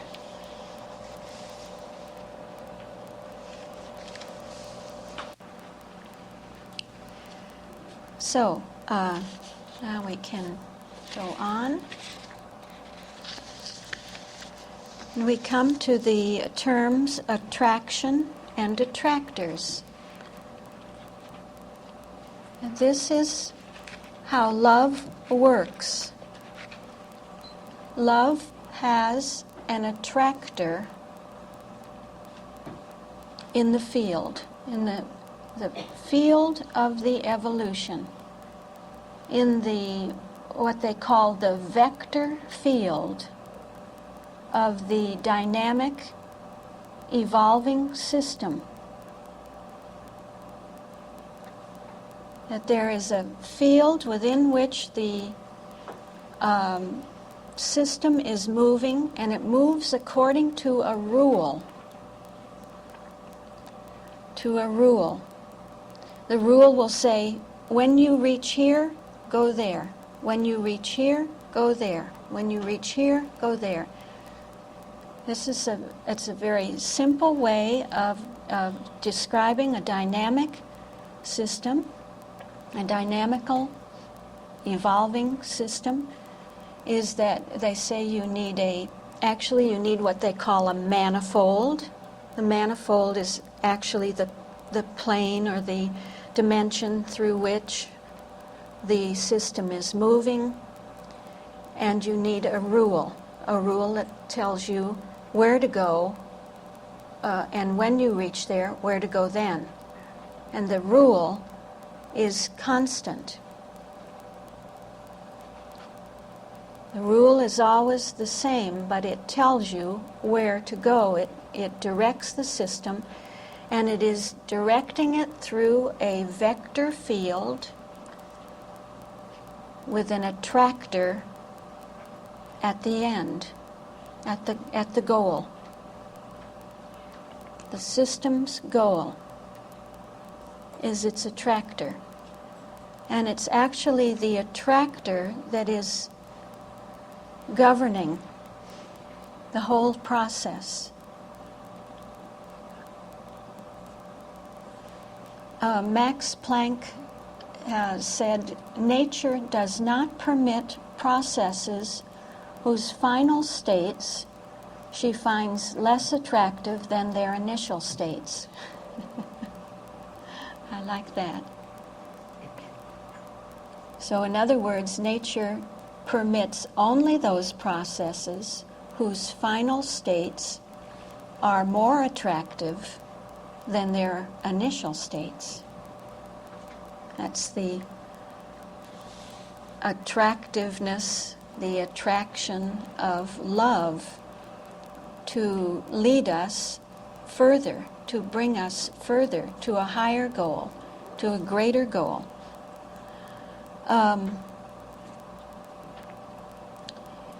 They say that in a dynamic system, the final form of the system is its attractor.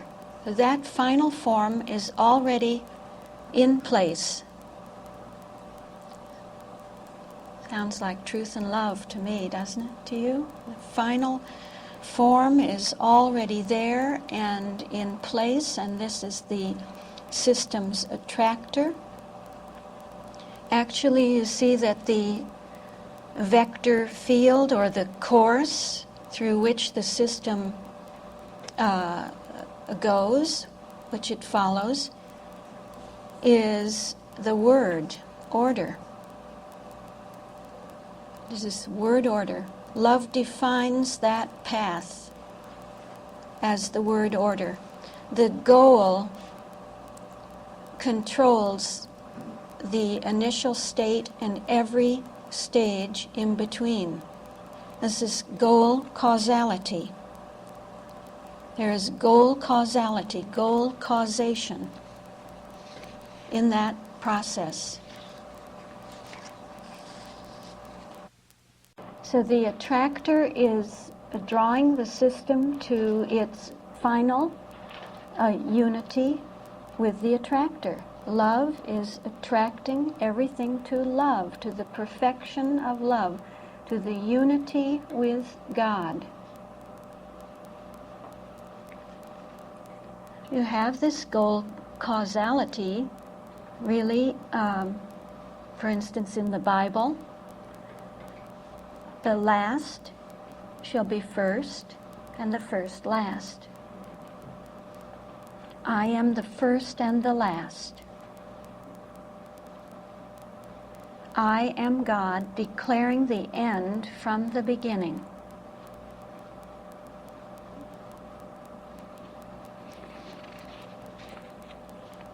So the goal causality is a goal directedness, that the cause is determined by the goal, that the goal is the cause, actually. Love is the cause of everything. And so you can hear the sense of purpose in it, of teleology. Actually, that's what teleology means, that there is a seeing the purpose in it, that which is happening has the purpose within it, that it is purposeful. And so the course to the attractor, the course that the attractor is causing, causes there to be constant adaptation. That the system adapts and adapts until it adapts completely to its oneness with love.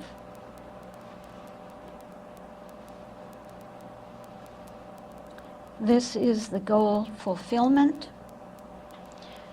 They say that the system reaches a state of self-completion. You see, so many of these terms that sound familiar to us, I'm not taking our terminology and putting it on these terms. This is how they describe. They themselves use the terminology. That the system is self-perfecting, or that it reaches a state of self-completion, or that the attractor in the field is the cause. We know this in Christian Science, but now we see that divine consciousness, that divine self-conscious awareness that being has of itself is raising up that consciousness throughout the universe.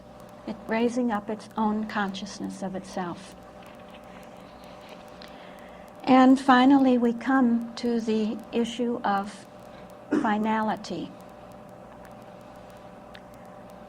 Finality, von Bertalanffy says, can be spoken of in the sense of dependence on the future.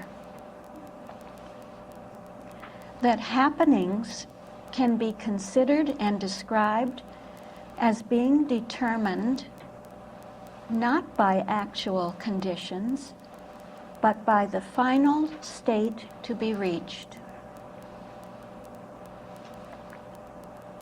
Should I say that again? That finality can be spoken of in the sense of dependence on the future. Happenings can be considered and described as being determined not by actual conditions, but by the final state to be reached. And that this is of a general nature, he says, it applies to any kind of system. This is true of any system, every system.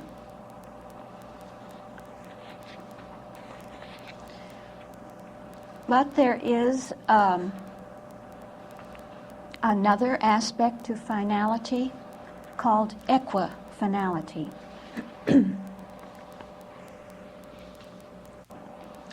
Equifinality is the fact that the same final state can be reached from different initial conditions and in different ways. Oh, it's so beautiful. It's always the word order. It's always the way of the word. It's always the way that the textbook shows us. But we can reach that equifinality, we can go that way from any different initial state and along many different ways. See that? That we always adhere to the law. We cannot deviate from the law that governs our course. But each one of us is governed by that law, but we have the individuality of our lives, the individuality of our experiences, of our initial conditions, of what comes into those initial conditions to fluctuate them, of what the results are. There are no two of us that are alike in that way.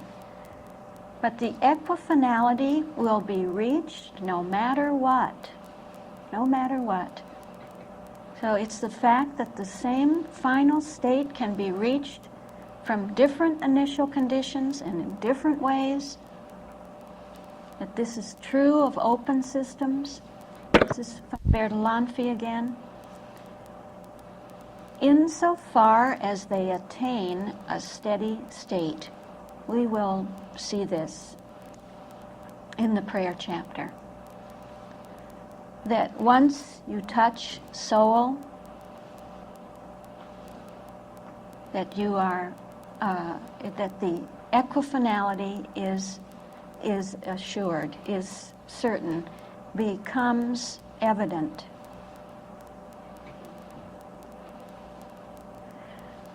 It appears, he says, that equifinality is responsible for the primary regulability of systems. That it is that which is purposeful. The system remains constant in its composition in spite of continuous, irreversible processes. Import and export, building up and breaking down, taking place all along the way of the course. Still, it is destined for its equifinality. That no matter what happens, what disturbances come up along the way, the system is destined to reach its final goal. And when equifinality is reached, the system becomes independent of its initial conditions. It reaches a new status. And he gives an example so that we don't just think that this is pure theory.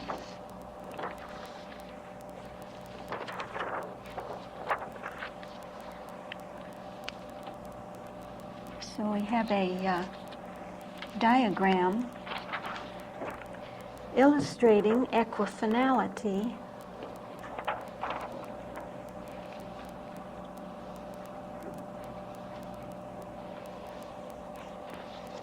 Actually, let me put this one up.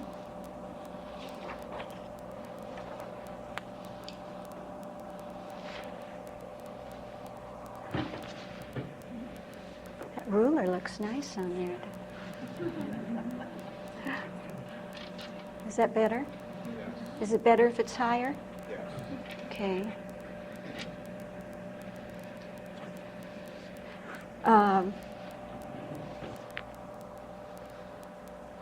Equifinality of growth. See that?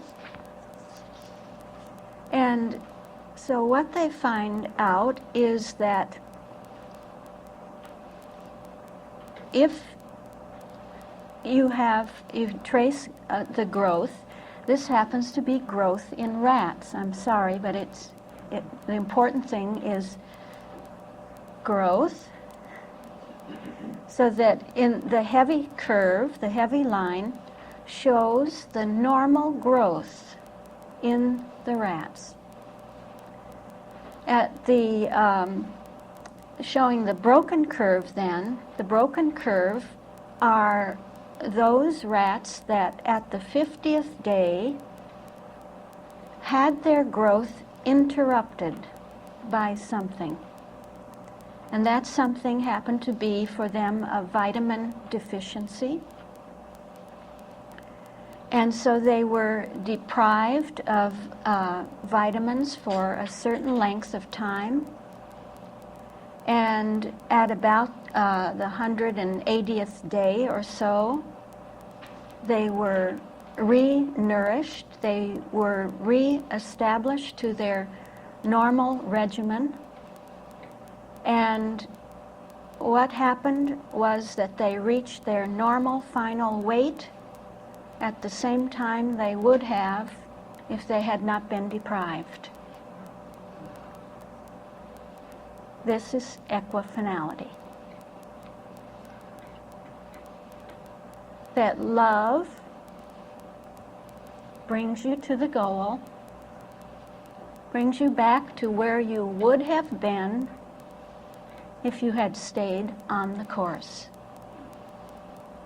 That even if you seem to be off of the course, love brings you to the same goal at the same time.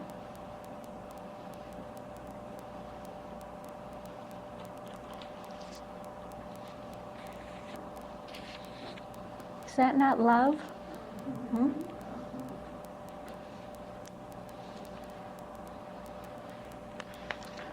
And then we have just one more illustration of equifinality, or of something very similar.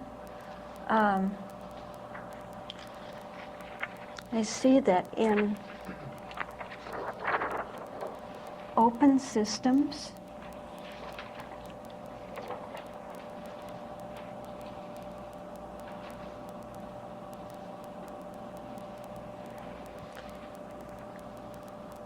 there may be the phenomenon of overshoot or false start, but that in every case the system is restored to the steady state that leads to equifinality. So it doesn't matter whether you overshoot the steady state or you have the opposite experience of a false start, that you go completely in the other direction of the steady state course, of the way that is going to lead to that equifinality, that the system as a whole, the goal causality brings you, attracts you to the course itself. This too is, to my sense, a great sense of love. That love is constantly adjusting everything. It can adjust. I think that's what Mrs. Eddy means by love having infinite disposal. That it's so flexible, so adaptable, it's able to adjust the whole system, the the universal system of love, able to flex and adapt in such a way as to bring everything to its final point of perfection. You remember that article, God's Law of Adjustment? Did you love that when you were in the organization? Yes, I know, and but I just feel that so differently about that statement, God's Law of Adjustment. It's a cybernetic, an adjustment is a cybernetic process. It's the way love brings out love's idea. It's the way the divine self-organizing principle establishes its oneness with its own idea.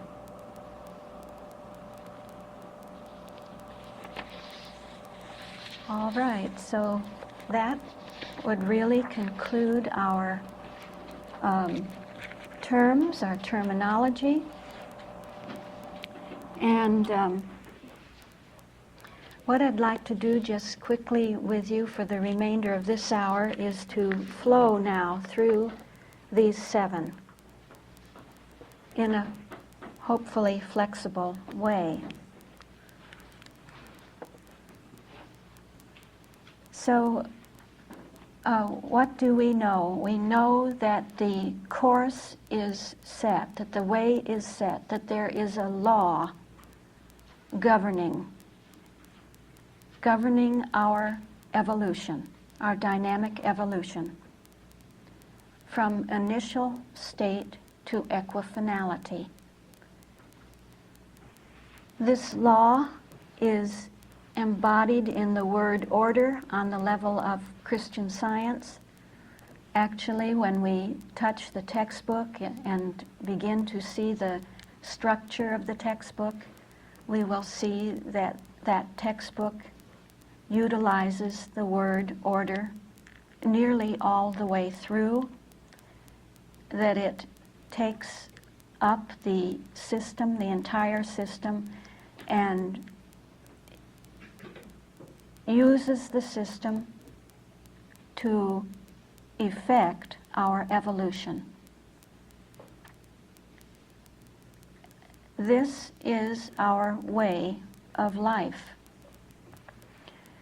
And so that standpoint within us that may be at wherever we are, however near equilibrium we are, however far from equilibrium we may be, that the system is continually working on us. It is that which is causing us to go the way of complexity, to follow the arrow of complexity. And that arrow is the arrow of scientific understanding, of spiritual understanding, which is scientific. That is our spiritual evolution. And it's an irreversible process. An irreversible process of the dynamic living system of consciousness. And so the system of consciousness is dynamic because it has the Christ within it. It is cybernetic because it is coded with the calculus. It's an open system, and therefore it is always entertaining fluctuations. This is how the organizing power of the divine self-organizing principle love is working on us. It works on us through the calculus. It works on us through the divine nature, and says, you already have the divine nature within you. You are already coded with it. And so we experience at the point of mind, at the very initial state, that there is an influx of new light. At whatever initial stage we are in, And remember we said that a nonlinear system is always at an initial stage. And at every initial stage there is the new influx of light, of the new information. An information principle is working on us at every moment and fluctuating the present status of things, the status quo of the system. It fluctuates the system of consciousness. So there is a perturbing of consciousness, a stimulating of consciousness, the presenting of a new goal to consciousness, the setting of the system in the direction of seeking that goal. And then spirit begins to break in on us and to break down the current sense of order. Our old, our former, our current sense of order. There is an ordering principle at work, and it is bringing always, every moment, bringing in a higher sense of order, a higher understanding, more complexity. It looks at first as though there is a crisis in the old order, a crisis in the present understanding, chaos in our mentality, in our consciousness. But a super order is at work, the super order of spirit, that says you have the dynamic idea within you, the cybernetic idea already within you, and this is self-catalyzing. It is auto-catalyzing. Like is producing like. Like brings to birth more like, and never the unlike. But everything is being transformed into the like, into the spiritual. And this is the order, this is the complexity, this is the growth of our understanding. It's our evolution to greater and greater degrees spiritward. So the system is experiencing the evolution of its own spiritual likeness, its own spiritual identity. That likeness of spirit which is within you is dynamic. It is dunamis. It is the Christ power at work. And that Christ power is operating as soul, as an identity principle. How does that look? It is destabilizing the former sense of identity, the old sense of identity. It will destabilize any human sense within us of safety, any human sense of security, a human sense of certitude or balance that isn't the dynamic, ongoing, progressive balance of soul. So the old steady state is being overturned, the old status quo is being overturned by the identity principle, by soul, which is also the self-regulating principle. You are being self-regulated. The homeostasis is working, but working only under the dictates of the homeorrhea, and it is changing you. Driving us really toward the approximation of the oneness of subject and object. So the homeostasis, your sense of the homeostasis, your human sense of a steady state, is apparently lost. You're losing that. That's being interrupted. So we lose the balance of the old order. And it looks like uncertainty, but the result is a reforming of us to a new and higher steady state.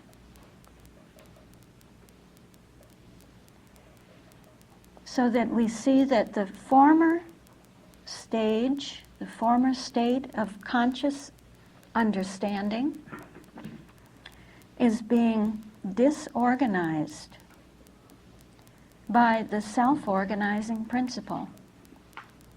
Being disorganized through the creative aspect of the self-organizing principle as mind, spirit, and soul.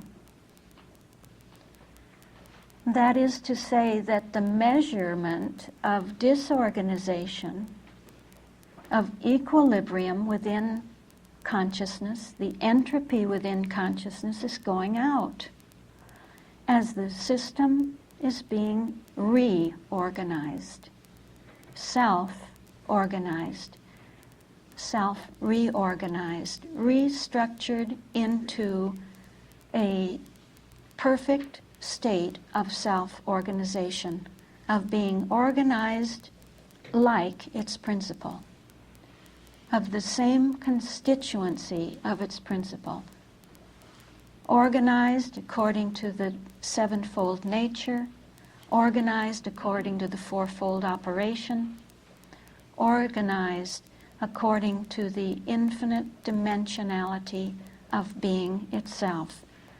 And so we are continually being reorganized, always at new and higher levels of organization, as principle brings out its self-organized idea.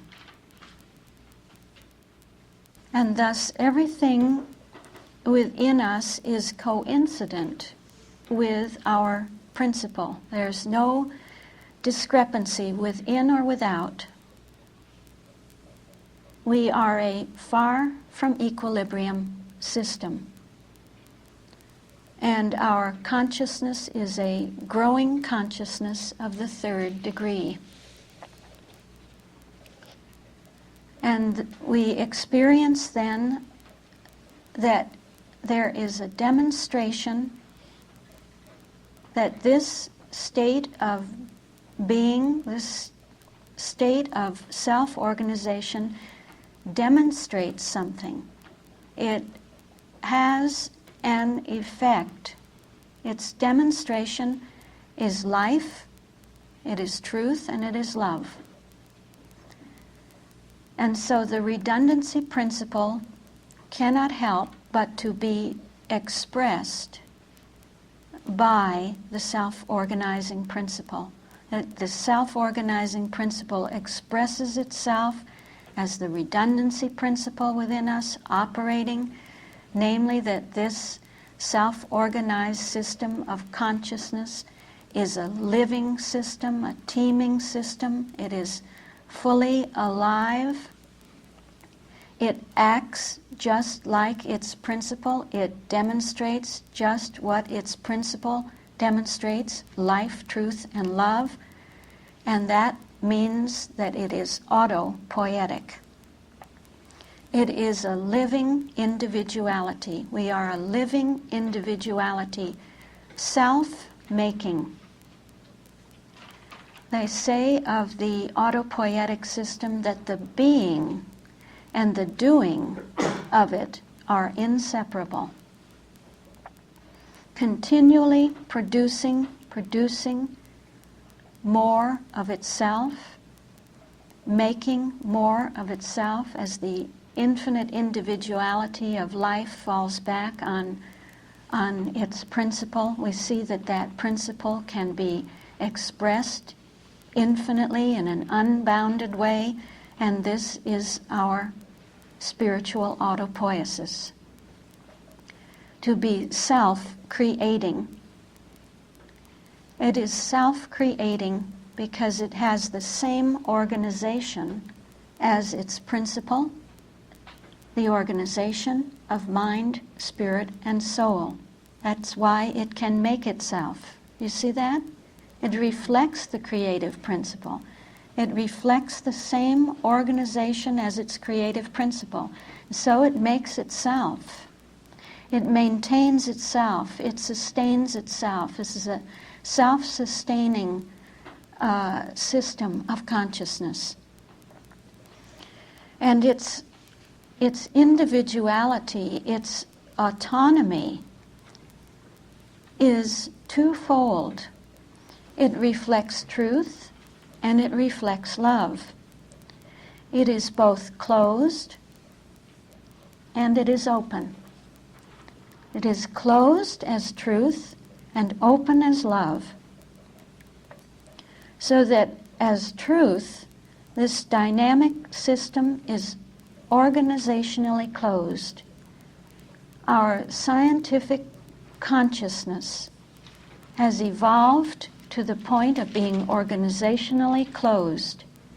It cannot be reorganized, in other words, into any other organization but the divine self-organization of its principle. And so, being closed, it allows nothing to come in that would ever change that form again. A boundary encloses it. The autopoietic system creates its own boundary. It's that which says, thus far and no farther. And so this is the boundary of its self-organization. It is what makes that system distinct, a distinct domain within which it affirms its self. It affirms itself. It asserts itself as what it is. That's truth, isn't it? Truth constantly confirming what it is on the basis of life, which is principle, which is mind, spirit, and soul, as a living system. It is conscious of itself and of its own self-organization and of its principle. Being its own law of cause and effect, it brings forth its own wholeness. If anything is unwhole, unhealthy within it, it fills it in, the wholeness. The holo movement of the wholeness fills it in because it is so rich. The web fills it in. And so we see that an autopoietic system is self-healing. It heals itself. And that it is reflecting its principle, therefore reflecting also love. And reflecting love, it is open.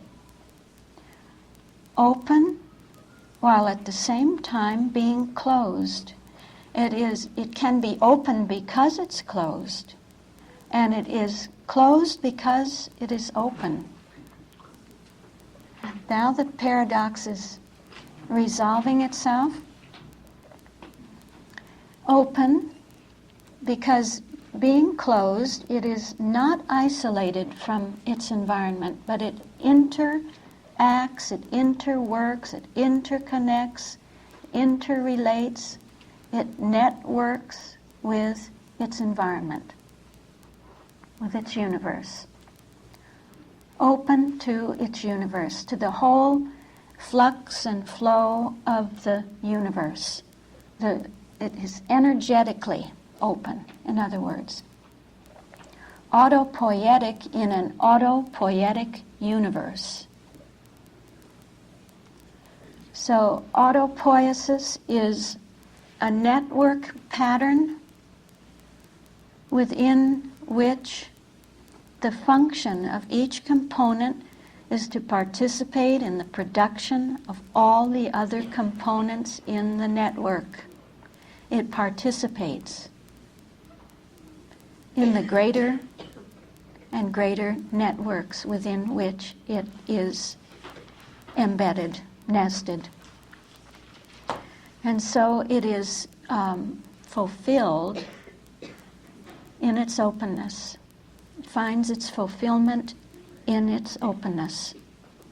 Can only be what it is, what it itself is, by virtue of the fact that it is integrated with everything else in being.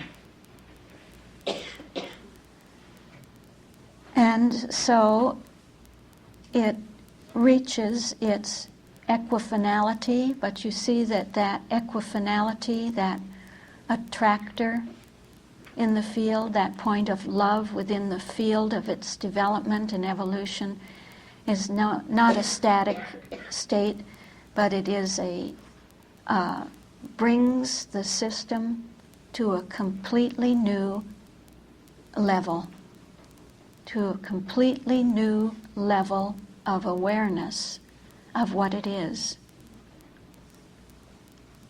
And so I think that is what we find as the office of the level of Christian Science and the office of the level of Christian Science in the textbook matrix, interworking with the level of absolute Christian Science, to bring us at the point of the 16th chapter to the attractor in the field of the textbook matrix, and to our equifinality, where we are no longer a dynamic, evolving system on the level of Christian Science, but we reach our ideational being. And so we are lifted, aren't we? We are lifted to a further level. We find our being at a further level, the level of absolute Christian Science. And so the textbook also, we will see, has an even further attractor in it, because the textbook matrix is embedded, so to say, in a oneness matrix, in a matrix of divine science, where we would see that there is another attractor, the attractor of divine science, the attractor of the divine self-organizing principle that is attracting us to our absolute oneness with our principle.